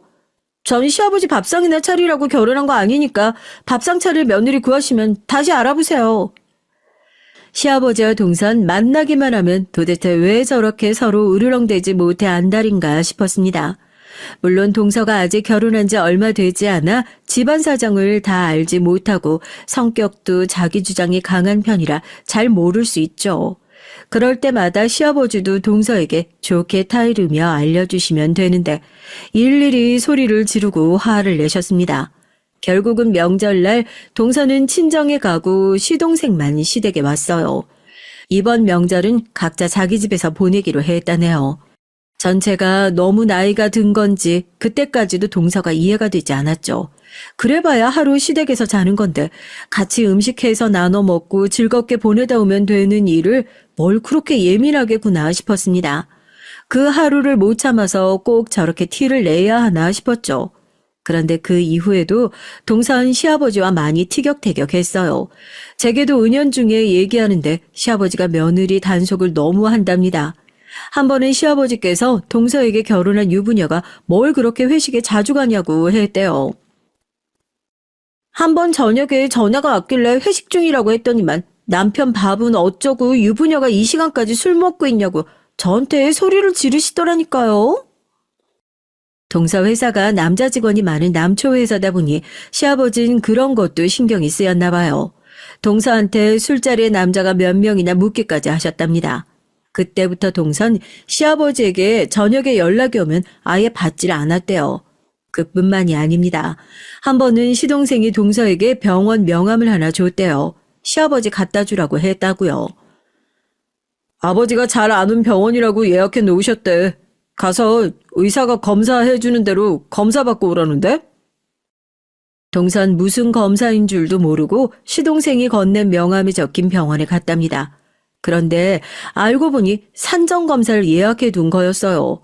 동선 아이가 어려서 결혼하고 1, 2년은 아이 안 갖고 신혼생활을 즐기고 싶다고 했는데도 시아버진 아이는 무조건 일찍 낳아야 한다면서 굳이 예약까지 직접 하셨더라고요. 병원에서 나오는데 곧바로 전화 와서 검사 결과 좋다고 했다고 오늘 밤에 바로 손주 좀 만들어 달라고 하시더라니까요. 무슨 시아버지가 며느리한테 그딴 소리를 해요. 저 정말 짜증나서 그냥 끊어버렸어요. 동선 쪽팔려서 친구들에게도 말도 못하겠다면서 저에게 연락이 왔더라고요. 저도 동서 말에 사실 놀랐습니다. 그러고 보니 저야 결혼하고 바로 아이를 낳기도 했고 시어머니가 아프셔서 병원에 왔다 갔다 하느라 시아버지와 따로 얘기를 나누거나 왕래를 많이 하지 않아 일일이 잔소리를 듣진 않았지만 동선 아무래도 시아버지한테 꽤 시달렸나 보더라고요. 동선 시아버지라면 아주 학을 뗐어요. 그 모습이 마치 시어머니를 보는 것 같았죠. 제가 시어머니와 같이 병원에 다니면서 동서에게 들은 이런저런 얘기를 시어머니에게 해드리곤 했는데 그럴 때마다 시어머니는 제 손을 잡으면서 동서 걱정을 하시더라고요. 그 인간이 원래 그래. 자기가 나가서 할 짓 못할 짓 다 하고 다니면서 여자는 집에 아주 꽁꽁 가둬놓고 아무것도 못하게 한다니까. 둘째한테 큰애 네가 말 좀 잘 해줘. 그 사람이 원래 고지식하고 자기밖에 모르는 사람이라 그러는 거니까 한 귀로 듣고 한 귀로 흘려보내라고. 다 우리 며느리들 하고 싶은 대로 하라고. 시어머니는 언제나 자식들 걱정뿐이었습니다. 시아버지 때문에 혹여나 동서와 시동생 사이가 벌어지기라도 할까 항상 걱정하셨어요. 그리고 저에게도 고민하지 말고 빨리 해외 지사에 가라고 했죠. 당신 걱정은 하지 말라고요. 그런데 얼마 뒤 시동생과 동서 부부에게도 작은 문제가 생겼습니다.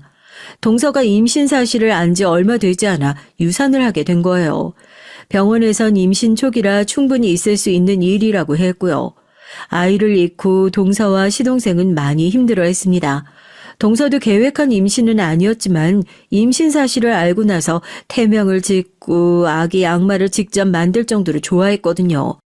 저와 남편은 자주 동선의 집에 들러 얘기를 나눴어요. 무슨 말도 위로가 되지 않겠지만 그래도 가족끼리 함께 있다 보면 자연스레 회복될 것 같아서요.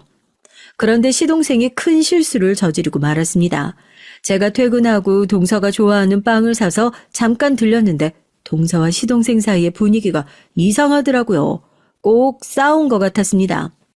전 동서에게 빵을 잘라주며 무슨 일이 있느냐고 물었죠. 그러자 동서가 풀썩 바닥에 주저앉더니 펑펑 울기 시작하더라고요. 얘기를 듣고 보니 이건 누가 봐도 시동생이 잘못했어요. 시동생이 동서에게 절대 해서는 안 되는 말을 했더라고요. 그래서 내가 회사 그만두라고 했잖아. 매일 지하철로 1시간씩 출근하고 야근, 주말 근무까지 했으니 애가 버텨내겠어? 임신한 사람이 애 생각했으면 내가 시키는 대로 했어야지. 자기 욕심 때문에 애를 죽여? 시동생도 너무 속상하고 감정이 격해져서 누구라도 붙들고 네 잘못이라고 따지고 싶었나 봐요. 그런데 하필이면 지금 가장 마음 아플 동서에게 퍼붓고 만 겁니다. 전 시동생을 진정시키고 동서를 데리고 우리 집으로 왔어요. 전 밤새 곁에서 동서를 지켜봤습니다. 쉬지 않고 얼마나 우는지 제 가슴이 다 찢어질 것 같더라고요. 내가 어쩌다가 저런 인간이랑 결혼을 했을까요? 본인은 매일 회식에 친구들 만나면서 새벽까지 술 퍼마시고 다녔거든요. 내가 입덧 때문에 아무것도 못 먹고 시체처럼 누워만 있을 때도 옆에 없었다고요. 내가 자기처럼 노느라 바빴던 것도 아니고 일이 많아서 늦은 건데 유산된 아이를 꼭 제가 죽이기라도 한 것처럼 몰아가는 게 그게 사람이에요? 동서 말은 틀린 게 하나도 없었습니다. 전 하고 싶은 말은 많았지만 여기서 동서를 더 자극해봐야 좋을 거 없을 것 같아 밤새 동서를 위로하며 등만 토닥였어요. 남편에게도 말해서 시동생에게 가보라고 했고요. 동서, 지금 몸도 아직 회복 안 됐는데 자꾸 힘든 생각만 하면 안 돼. 몸 생각해서 뭐라도 좀 먹고 기운 차려야지. 형님은 정말 모르시겠어요? 이 집 남자들 다 자기밖에 모르는 이기적인 사람들이라고요.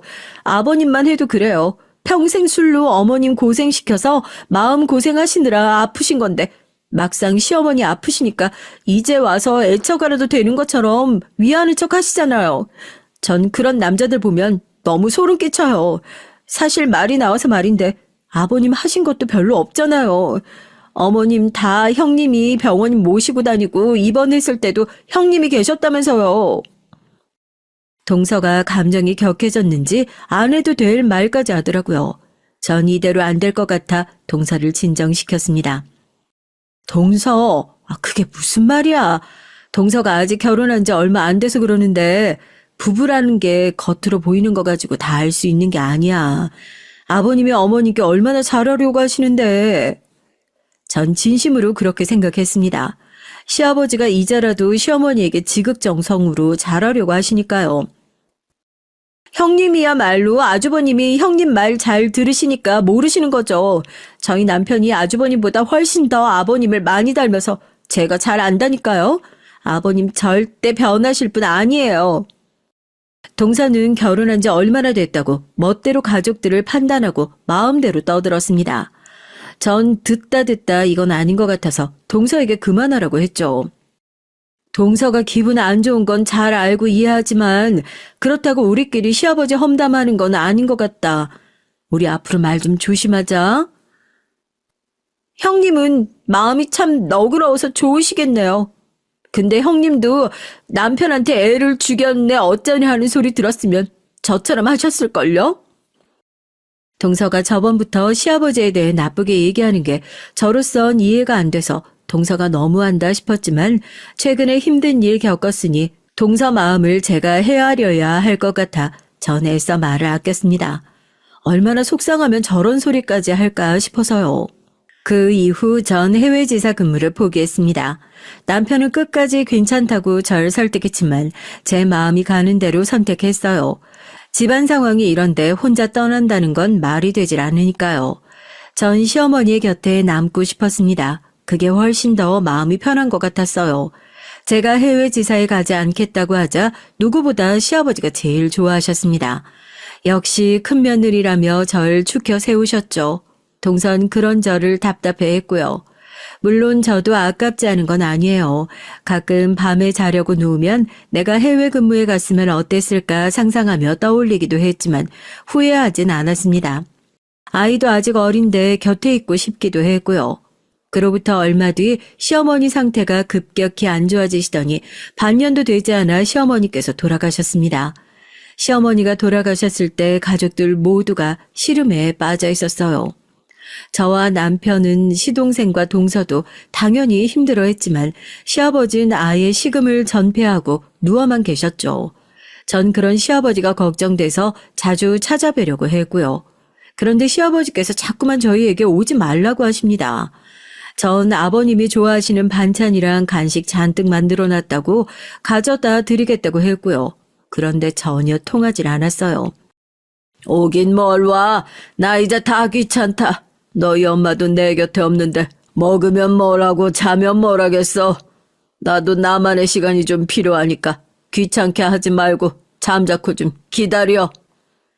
시아버지가 제게까지 소리를 지르는 건 처음이라 저도 더 시아버지에게 연락드리지 않았습니다. 시아버지께서 혼자 있고 싶다고 하신 말씀이 진심인 것 같아서 그 뜻을 존중해 드려야 할 것 같았어요. 그렇게 시간이 흘러 시어머니의 49제가 돌아오고 있었습니다. 전 시아버지께서 어떻게 하실 생각인가 싶어 남편과 상의하고 연락을 드렸죠. 그런데 계속 전화를 안 받으시더라고요. 동서와 시동생도 며칠 동안 연락했는데 바쁜지 연락이 안 됐고요. 메시지를 보내도 읽지를 않고요. 그러다가 아무래도 걱정이 돼서 시댁에 한번 들렸습니다. 시아버지께서 절대 오지 말라고 하셨지만 그래도 식사라도 하고는 계신지 걱정이 돼서 안 되겠더라고요. 시댁은 1층으로 된 오래된 구옥이에요. 앞에는 작은 텃밭이랑 주차장이 있고 그 옆에 작은 창고가 있습니다. 오랜만에 왔는데 시아버지도 안 계시고 집이 조용하더라고요. 시어머니가 돌아가시고도 집에 찾아오는 사람도 없는지 주방이고 화장실이고 집안이 썰렁했어요. 전 자연스럽게 여기저기 돌아다니며 청소를 하고 있었고요. 그런데 자꾸만 이상한 소리가 들렸습니다. 처음엔 마당에서 들리는 바람 소리인가 싶어 신경 안 쓰고 있었는데 청소기를 돌리기 시작하니 밖에서 들리는 소리가 크게 들리더라고요. 누가 여기요 하면서 부르는 것 같았죠. 전 이상해서 곧바로 청소기를 끄고 바로 마당으로 나갔습니다. 갑자기 조용해졌길래 전 누구 있어요? 라고 소리를 질렀죠. 그런데 그때였습니다. 믿기지 않는 일이 벌어졌어요. 거기 누구 없어요? 창고에 갇혀 있어요. 제발 좀 살려주세요. 이건 분명 동서의 목소리였습니다. 전 놀라서 창고로 달려갔고 창고에 자물쇠가 박혀서 굳게 잠겨 도무지 열리지가 않더라고요. 동서, 설마 그 안에 있는 거야? 나야, 나. 괜찮아? 아니, 문이 잠겨 있어서 그런데 내가 금방 열어줄게. 제 목소리가 들리자마자 안에서 흐느껴 우는 소리가 들렸습니다. 동서가 형님 저를 부르며 제발 꺼내달라고 애원했어요. 그 목소리가 얼마나 애달픈지 저까지도 눈물이 나더라고요. 전 옆에 보이는 돌멩이를 들고 와 자물쇠를 쿵쿵 내리찍었습니다. 한참을 내리찍고 나서야 자물쇠가 열렸죠. 동서, 괜찮아? 아니, 이게 다 무슨 일이야? 전 문이 열리자마자 안으로 들어가 동서 상태부터 확인했습니다. 도대체 그 안에 얼마나 있었던 건지 얼굴이 말이 아니더라고요.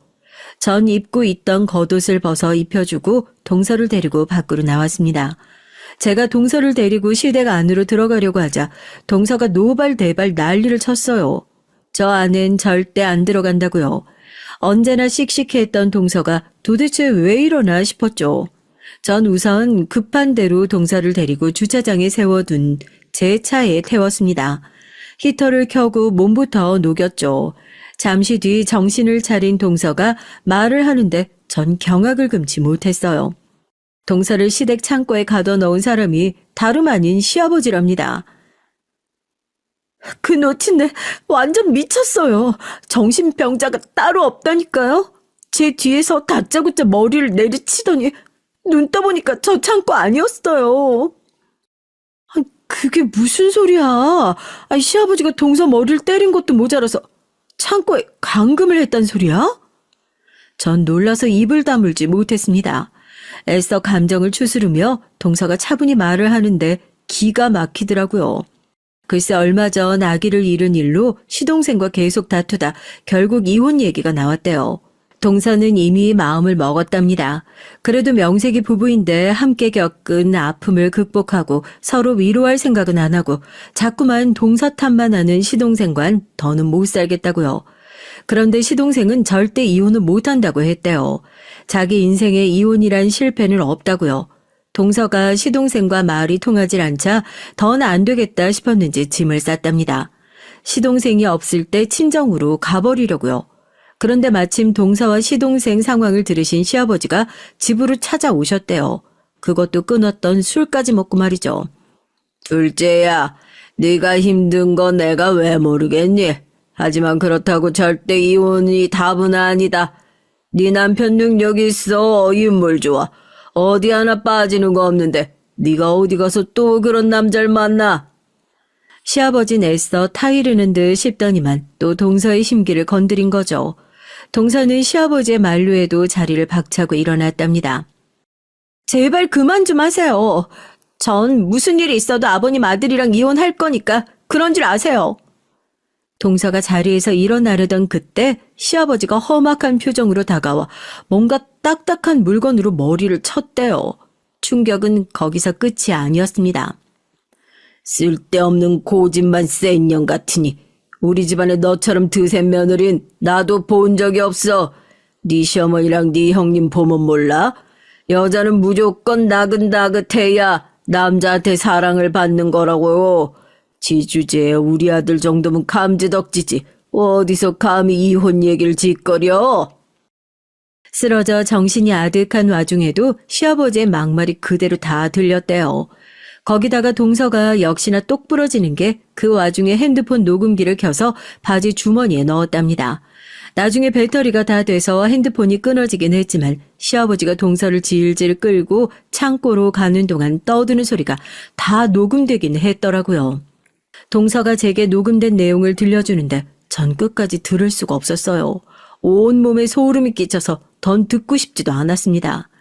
그제야 시어머니가 제게 했던 말들이 다 이해가 됐죠.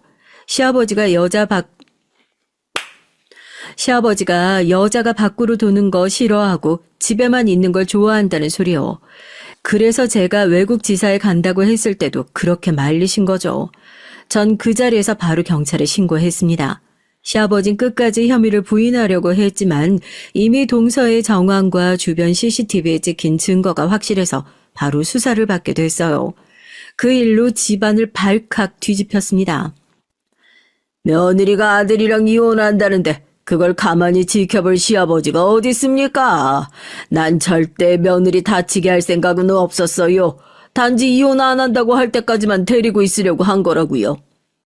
시아버진 경찰 조사를 받는 내내 억울하다며 호소를 했어요. 전 그 모습을 보는데 너무 화가 나고 초라해서 가만히 지켜만 보고 있을 수가 없더라고요. 아버님, 그만 좀 하세요. 먼저 가신 어머님 보시기 부끄럽지도 않으세요? 아무리 힘드셔도 그렇지. 어떻게 얼마 전에 아기를 잃은 동서한테 그런 짓을 할 수가 있어요? 몸에 물이라도 와서 큰일이라도 났으면 어쩔 뻔했어요. 아이고, 다 내 잘못이다. 내가 평생 네 엄마 고생시키고 아프게 만들어서 이 애비가 평생 네 엄마 없이 혼자 살 생각을 하니 무서워서 나도 모르게 그만 내 아들까지 이혼남으로 혼자 살게 둘 수는 없었어. 시아버진 시어머니가 돌아가신 충격이 크긴 컸나 봐요. 눈물까지 쏟으며 말까지 횡설수설했어요. 시동생이 이혼까지 하면 본인이 더 버틸 수 없을 것 같아 자신도 모르게 우발적으로 일을 저질렀답니다. 그날 이후 저희 시댁엔 많은 일이 있었어요. 동서와 시동생은 당연히 이혼을 했고요. 동서는 그때 충격으로 아직도 정신과에 치료를 다닌다고 하더군요. 시아버진 다행인지 불행인지 구속은 안 됐지만 사회봉사 처분과 벌금형을 받았습니다. 그리고 저와 남편은 더는 시아버지를 찾아가지 않았어요. 저와 남편도 시아버지에게 너무 실망해서 시간이 좀 필요한 것 같았거든요. 하지만 연락을 차단하진 않았습니다. 시아버지께서 매일 저와 남편에게 그날 있었던 일을 메시지로 보내시거든요. 사진까지 첨부해서 말이죠. 오늘은 내가 혼자 계란 프라이도 하고 국도 끓여 먹었다. 이게 해보니까 은근히 재밌더구나. 나중에 오면 내가 너희에게도 해주마. 시아버지는 애써 저희가 돌아와 주기만을 바라며 매일 저희에게 연락했지만 전 아직 모르겠어요. 제가 시아버지 얼굴을 다시 볼 준비가 됐는지 말이죠. 어떻게 보면 시아버지의 인생도 참 불쌍합니다. 시어머니는 일찍 돌아가셨지만 저희 마음속에 언제나 좋은 분으로 남아있어요. 하지만 시아버지는 누구에게도 좋은 사람으로 기억되지 못할 것 같습니다. 그처럼 불쌍한 인생이 어디 있겠어요. 여러분이라면 어떠시겠어요? 감금까지 하는 시아버지를 용서하고 다시 만나실 수 있겠어요? 전 아직도 결정하지 못했습니다. 지금도 시아버지에게 메시지는 매일 와요. 여러분의 의견 댓글로 남겨주시면 남편과 함께 읽어보고 참고하겠습니다. 끝까지 제 사연 들어주셔서 감사해요. 여러분의 가정엔 언제나 좋은 일만 가득하시길 바라겠습니다.